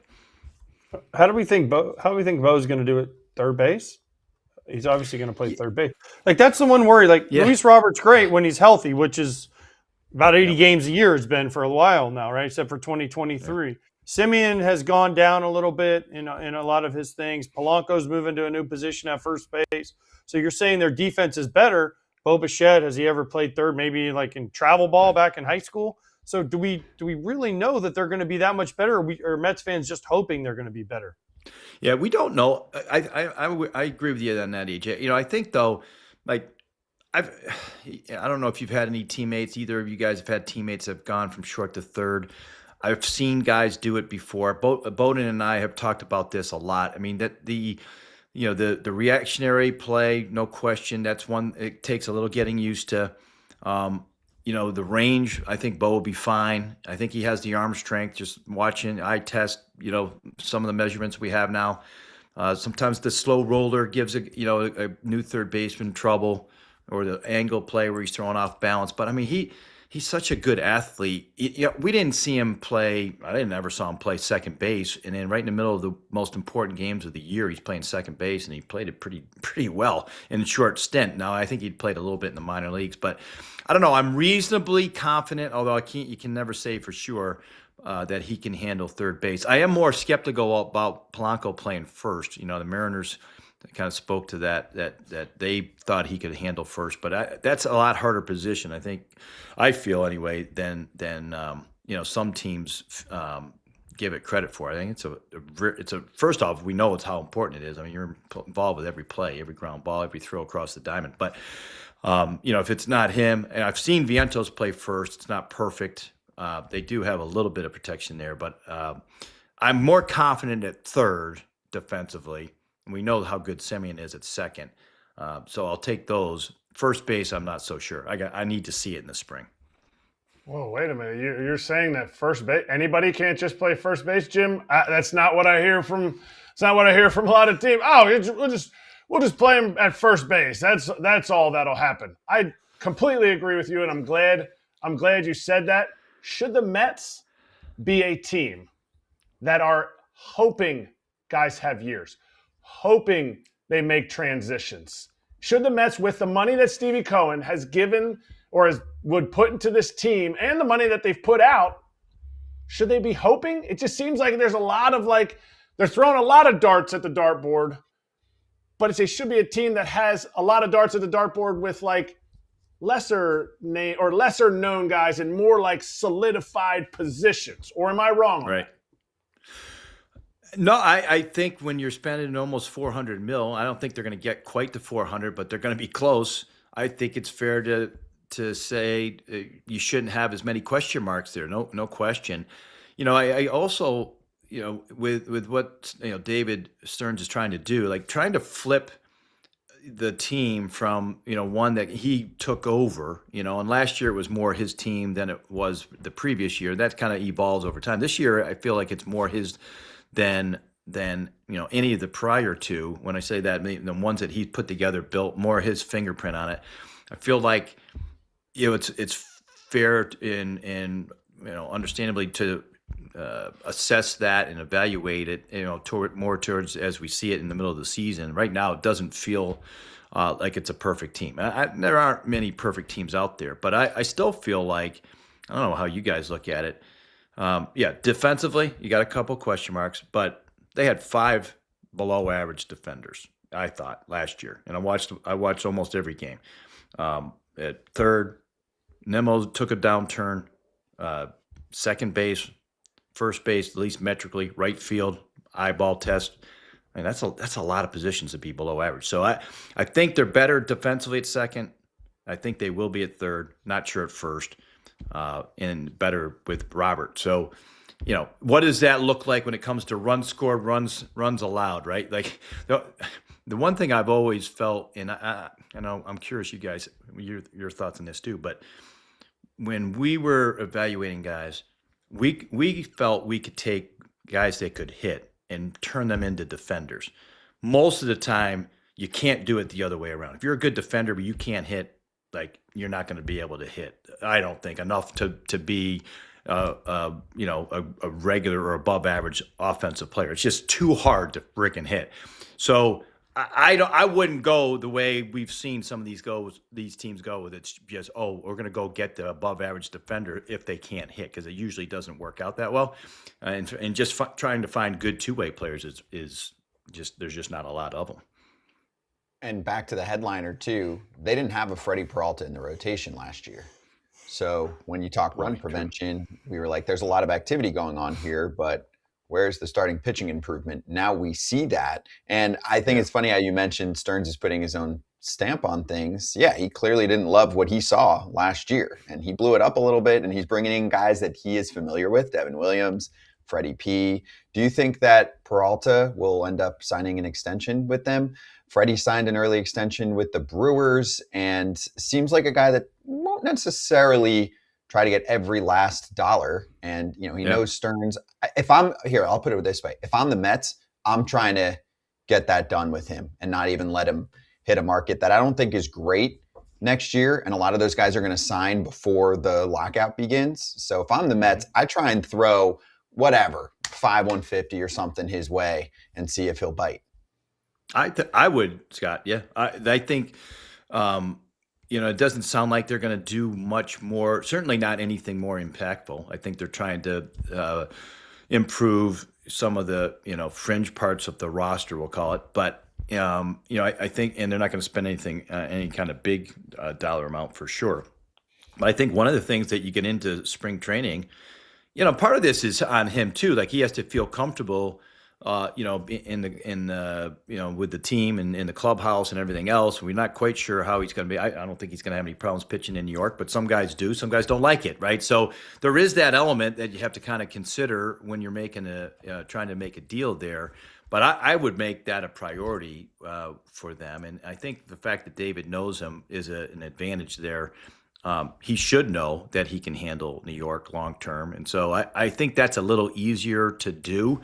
If you're, again, because of the lack of control that they've had in some of these other guys. I mean, the last thing you want to do, at least in my mind, is keep flipping this roster over year after year after year. At some point, you have to dial in for somebody long term, right? And certainly they're trying to do that with their homegrown guys, but there's a couple guys, especially on the starting pitching front, that you could go down that route. And if you got him signed, and listen, they're still going to be clamoring for Skubal next year when he's out there as a free agent, but it takes a little bit of pressure off you if you get Peralta signed and McLean pitches the way we think he is, and Holmes, you have another year. Like you might not have to go down that route or go as far as it's going to take to get Skubal. So anyway, there's some things that they need to do. I agree though that Peralta would be a priority.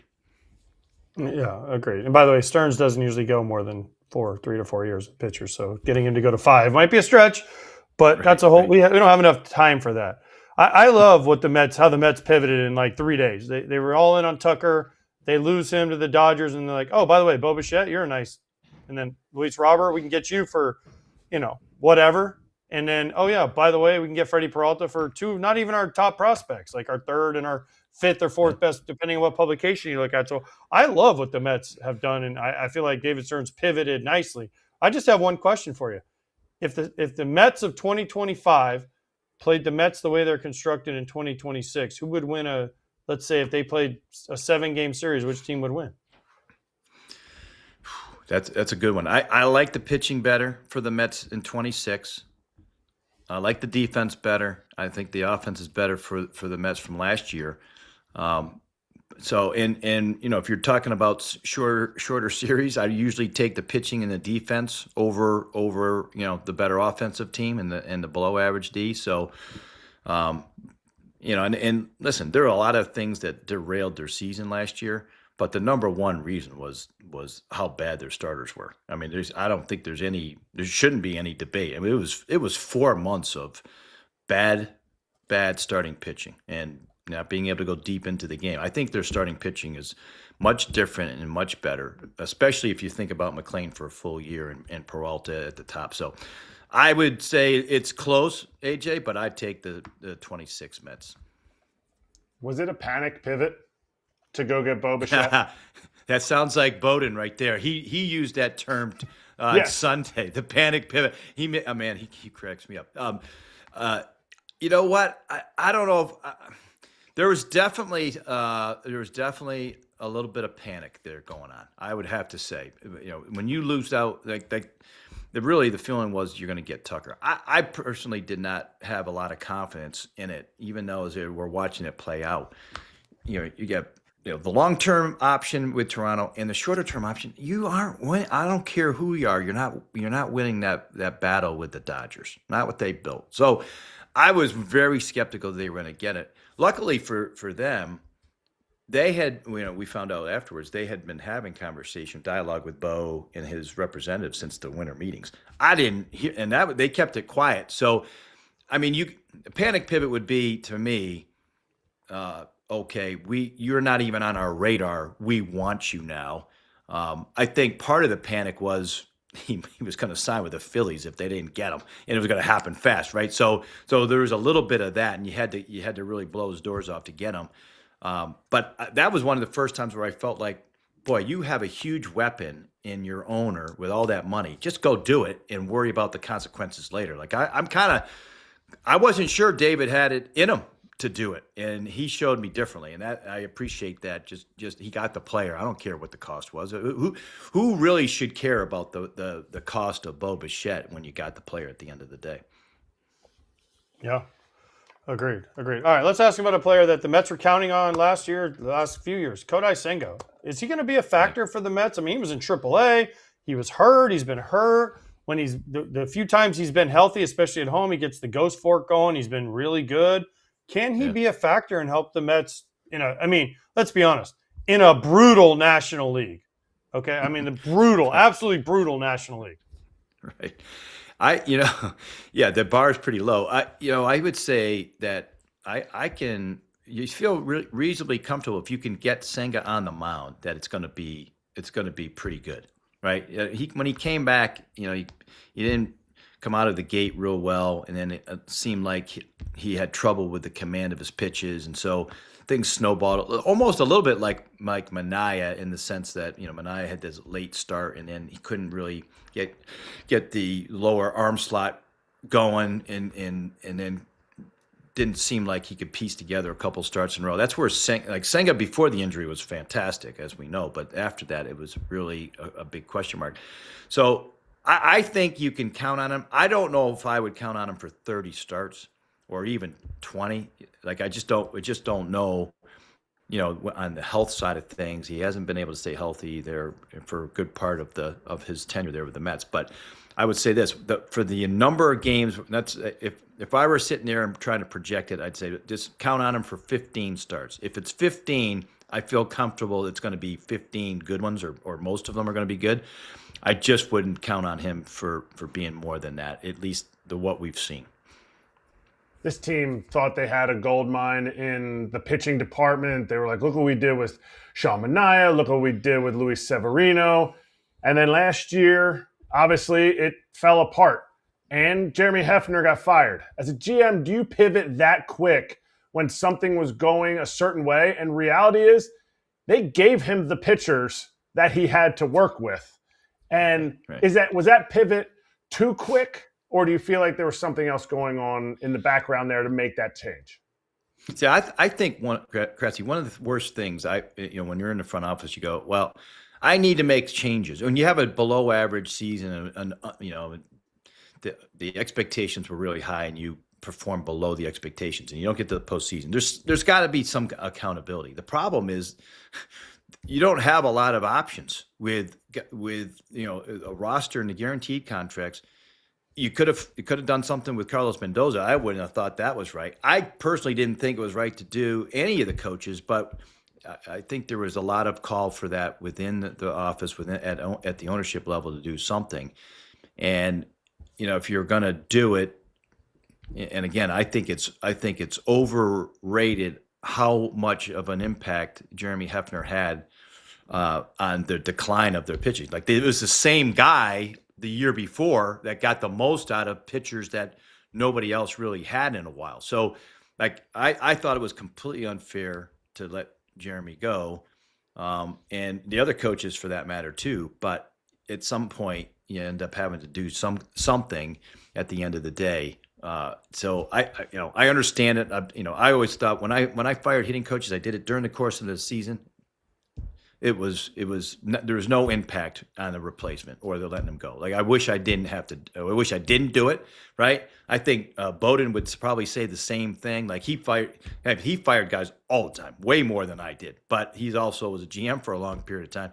And you get in that spot and you're like, I got to make a change somehow. So, that becomes the message. But was it fair? No, I would say there's no way it was fair. Duke, what did you think of the return package? So it's Jett Williams and it's Brandon Sproat, okay? And the two kind of subset questions I have are, did you think that it fares better for them versus the DL Hall, Joey Ortiz, and pick, which is Blake Burke, who hasn't, emerged high up on their prospect list yet, but is just drafted a couple of years ago? Also, I think it was a better return. I'll just throw my opinion in there. Screw it. I think it was a better return for them this time around. Okay. But I'm also surprised that some of the other teams that were involved in talks didn't offer up more. These guys were saying Spencer Jones and Will Warren. And I was like, I don't think the Yankees would make that move. I'm just saying, I'm not saying I would, but I don't think the Yankees were throwing names like that out there because they wanted Freddie. Yeah, they were in on Freddie. I agree. I don't think they would have gone that far. And, I think with Sproat, like I like Sproat as a starting pitcher. I agree with you. I think that the haul that they got from the Mets was better than what they got from the Orioles a couple of years ago. Now, we'll see what the draft pick happens. They might end up with 3 major leaguers there, but there were some question marks with DL Hall going back with his injury. And Ortiz, I saw enough of that. I really questioned the bat. I don't know with Jett what kind of hitter he's going to be. I don't know if there's going to be a power component there. He's not a real big physical guy, but he does have good bat to ball skills. And so the question mark I have on that is, what kind of, is he going to be a 20 homer guy, a 10 homer guy? That to me is, he is a stolen base and a speed guy. He's up the middle type of player. So they got a pretty good player in Jett, and they got a starting pitcher, right away starting pitcher in Sproat. So I think if you look at the impact it's going to have for the Brewers, both short term and then long term, I think they did better than what the Orioles gave up. And to your point, like Spencer Jones, there's a lot of strikeout there. I think he, there was times last year where his bat path was better and he made better contact, but he still has a little ways to go. And I think they have a ton of upside with him. I don't know if he's even, I think he's untouchable for them. And for me, I would rather try to find something for Dominguez and give Jones an opportunity at the major league level than trading Jones. But that's just a personal feeling and a personal evaluation. Jim, last one. We've been asking this to any teams that are making their moves. Where does this put the Mets in the National League East right now? Well, we were just talking a lot about this on my show today about like the Phillies. I still like the Phillies. There's a lot of people out there that feel like the Phillies are going to be on the decline. They're a year older, but I mean, until they're knocked off, they're the team to beat in the NL East. Like I always feel like there's an inherent advantage in winning the division the following year. You did it, the other teams didn't. I think the Mets stack up close. I don't think they're quite there, but they're close. And for me, the wild card team for me are the Braves, because they have a lot of pitchers that were coming off of injured seasons last year, and if they all come back and pitch the way they're capable and the way they're healthy, that's a really good staff. But hardly ever do you see that all of those guys come back all at once and stay healthy. So, and if I could choose which ones, like I want to see Strider come back, and I'll bet on him, and I'll bet on Schwellenbach, and I'll bet on Sale. I'm not sure about the others, and so they're a huge wild card. There's a big variation for me. I think they're going to be in the mix. They always seem to be, with the exception of last year. So, I think it's a 3-team race, but I think the Phillies are ahead of the Mets, and I think the Mets have a little bit more certainty and are ahead of the Braves. So that's how I'd rank them. There you go. We're not holding you to it. There's still time left in the offseason. I just want to say, for all the people out think? there in the chat and in Twitter land, that Jim Duquette said he likes the Mets, which we have both said, and that we think they need to prove it, and there's still work to be done. Now, meanwhile, Kratz and I, Jim, will get called the biggest Mets haters in the world. because we say the exact same thing. But Yes. listen, I think the Mets may have made great moves. I think if Luis Robert can play and he's healthy, he's going to be a great player for the Mets. But they got to do it. They got to do it. I'm sorry. As you know, it'd be awesome. Today is Monday, a day that ends in Y. There's another subset of Mets fans that may love you and support you for the same thing. You can't please them. Phillies, Mets, Braves for me right now, and they're pretty close in range. What about the Marlins? Though the Marlins have all that pitching depth, they're going to be so good. Scott. Sorry, Marlins. Nope. They spent so much last year. But Duke, last thing, just to let you know, because I'll bring this on. I don't think we ever mentioned this officially. Like, we had a stalker last year because we spoke lowly of the Mets starting rotation entering the season. Yes, we were like, I don't think this has the lasting power. And how did that go for the first month and a half? Not great. Mets rotation was freaking thriving, right? And the Mets as a team were thriving. And then after the daily messages, the last 4 months of the season, they stopped. So we didn't have to call the cops, no investigators. The actual results on the field got rid of the stalking situation. It's a true story. And it also was tied to one of our guests who was on with us, who I won't even name, that was also saying, hey, I'm a little concerned that this is going to fade late. And boom, it happened. So this looks better than it did last year, and that's why we're chatting. So no stalkers. We're happier about the Mets this year. Thanks, Duke. All right, guys. Good to see you, bud. Appreciate the time. Thanks for the story. See you guys. Oh, good luck and good luck in your speech there, AJ. Saturday night. Oh, man, are you going to be there? Pressure there. It's a lot of people there. Are you going to be there this year? I can't make it this year. But 800 people. I've gone to that. It's like man, I've spoken. Yeah. 1,000 I've people. spoken in front of millions of people. That doesn't bother. I'm saying don't stop believing in front of like 2 million people, Jim. Like, let's be serious. I can't sing. That's I pressure. can talk. No pressure. I can talk. I can't sing. He talks every day for hours. Right. I just imagine Scott sitting out there naked and Kratz in front of me. Isn't that the trick? Like, you look at someone, you imagine him naked. That makes you feel better. That's what I they am say. naked. Tommy, Judge, everyone's It doesn't naked. work. But they'll be next to me, so I can't look at them. I don't have pants on right now. Oh, Great. God. That's actually probably true. All right, let's let Duke go you before guys. we get in trouble. All right. Thanks, Duke. See ya. Peace. Talk to you soon. Bye. Talk to you soon. Jim Duquette on MLB Network Radio every day. Check out that show in the morning before ours. And then also on SNY, among other platforms, where you see him there breaking down what the Mets did. FT, by the way, 300,000 subs is close. We might hit that in the next couple of weeks. I think we're in the 290 range now. Mhm. So baseball the way it should be covered. Let's keep talking.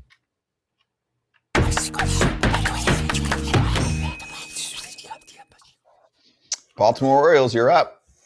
That's what Bob Nightingale said. Cue the tweet. Mets get Freddie P. Bob says, rival executives expect the Orioles to be the next team to pluck a frontline starter from the free agent market now that the Mets are out of the mix after acquiring Freddy Peralta.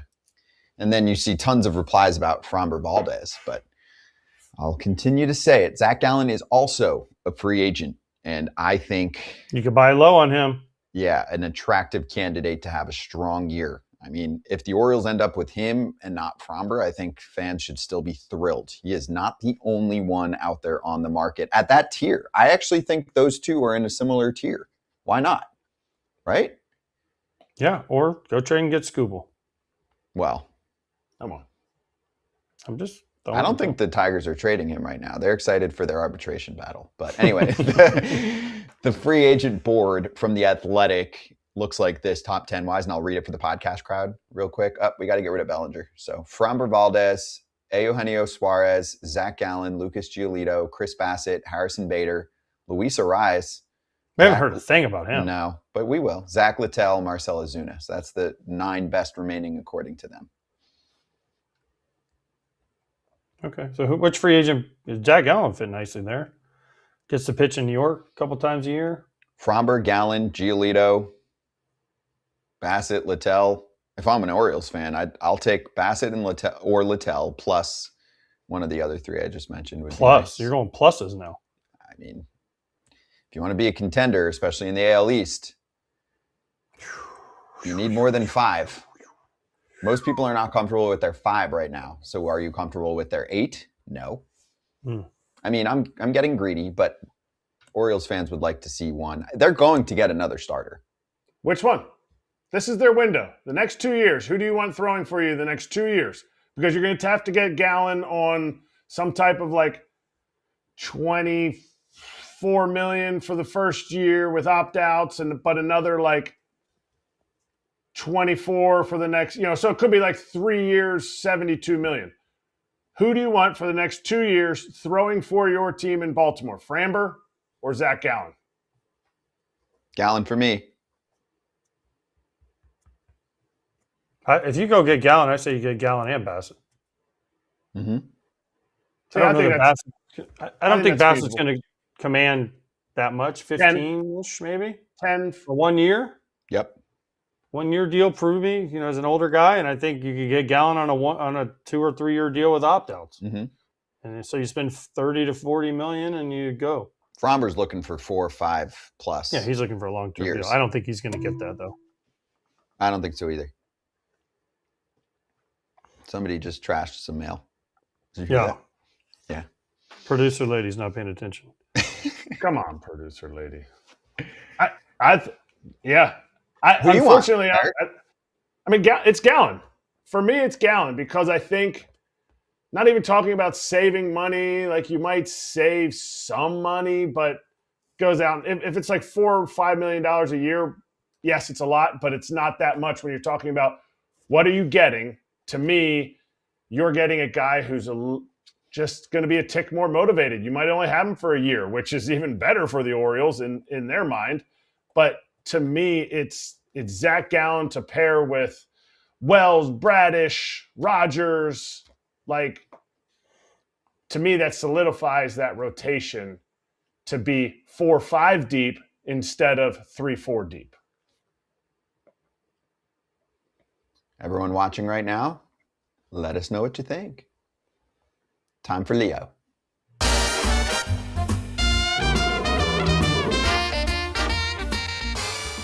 We just go round and round. Futures. Regular season wins for the Red Sox. Every number for the good teams is around the same number. 87.5 for the Red Sox. Over, under. I'm staying away from this one. I just like to see him get one more bat. They're going to get one. I love their pitching. I mean, everybody in the AL East can't win 90 games. Under. Kratz is going under. Okay. Kratz going under. Today, January 22nd, we are weeks away from spring training starting. They're going to get another bat? Okay. Then I might change it to over. But last year, they hung around a 500 team. They hung around. They had a few spurts here and there. If they don't get another bat, I have a hard time taking the over. Just because that's saying Roman Anthony, who everyone has said is going to be a superstar, like a generational superstar. And I just can't bet on that going into the season.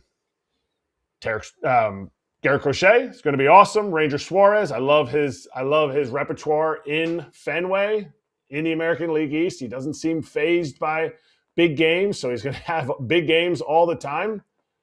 I think they won 89 games last year. And without Bregman, I can find 2 games that they would have lost without Bregman. So, I'm going. By the way, it's Ron. What is it? Ron Hare. Ron Hare.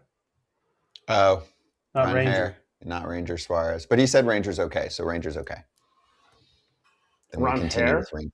The G is silent. Yes. I've been saying it wrong the whole time. Road limit. It's a new Ron fad. Hare. Yes. The J is silent. We've asked for him. Jogging. I heard he said no, but we can try again this year. We shall see. Need it. Shucks. BetMGM players will receive an Any Sport Odds Boost token if they log into the BetMGM app or on BetMGM.com. To use that token, add a wager made up of bets from any sport to your bet slip. Activate that token. If you win with the token, extra winnings in unrestricted bonus dollars. Gambling problem or concern, there's help. Call 1-800-GAMBLER.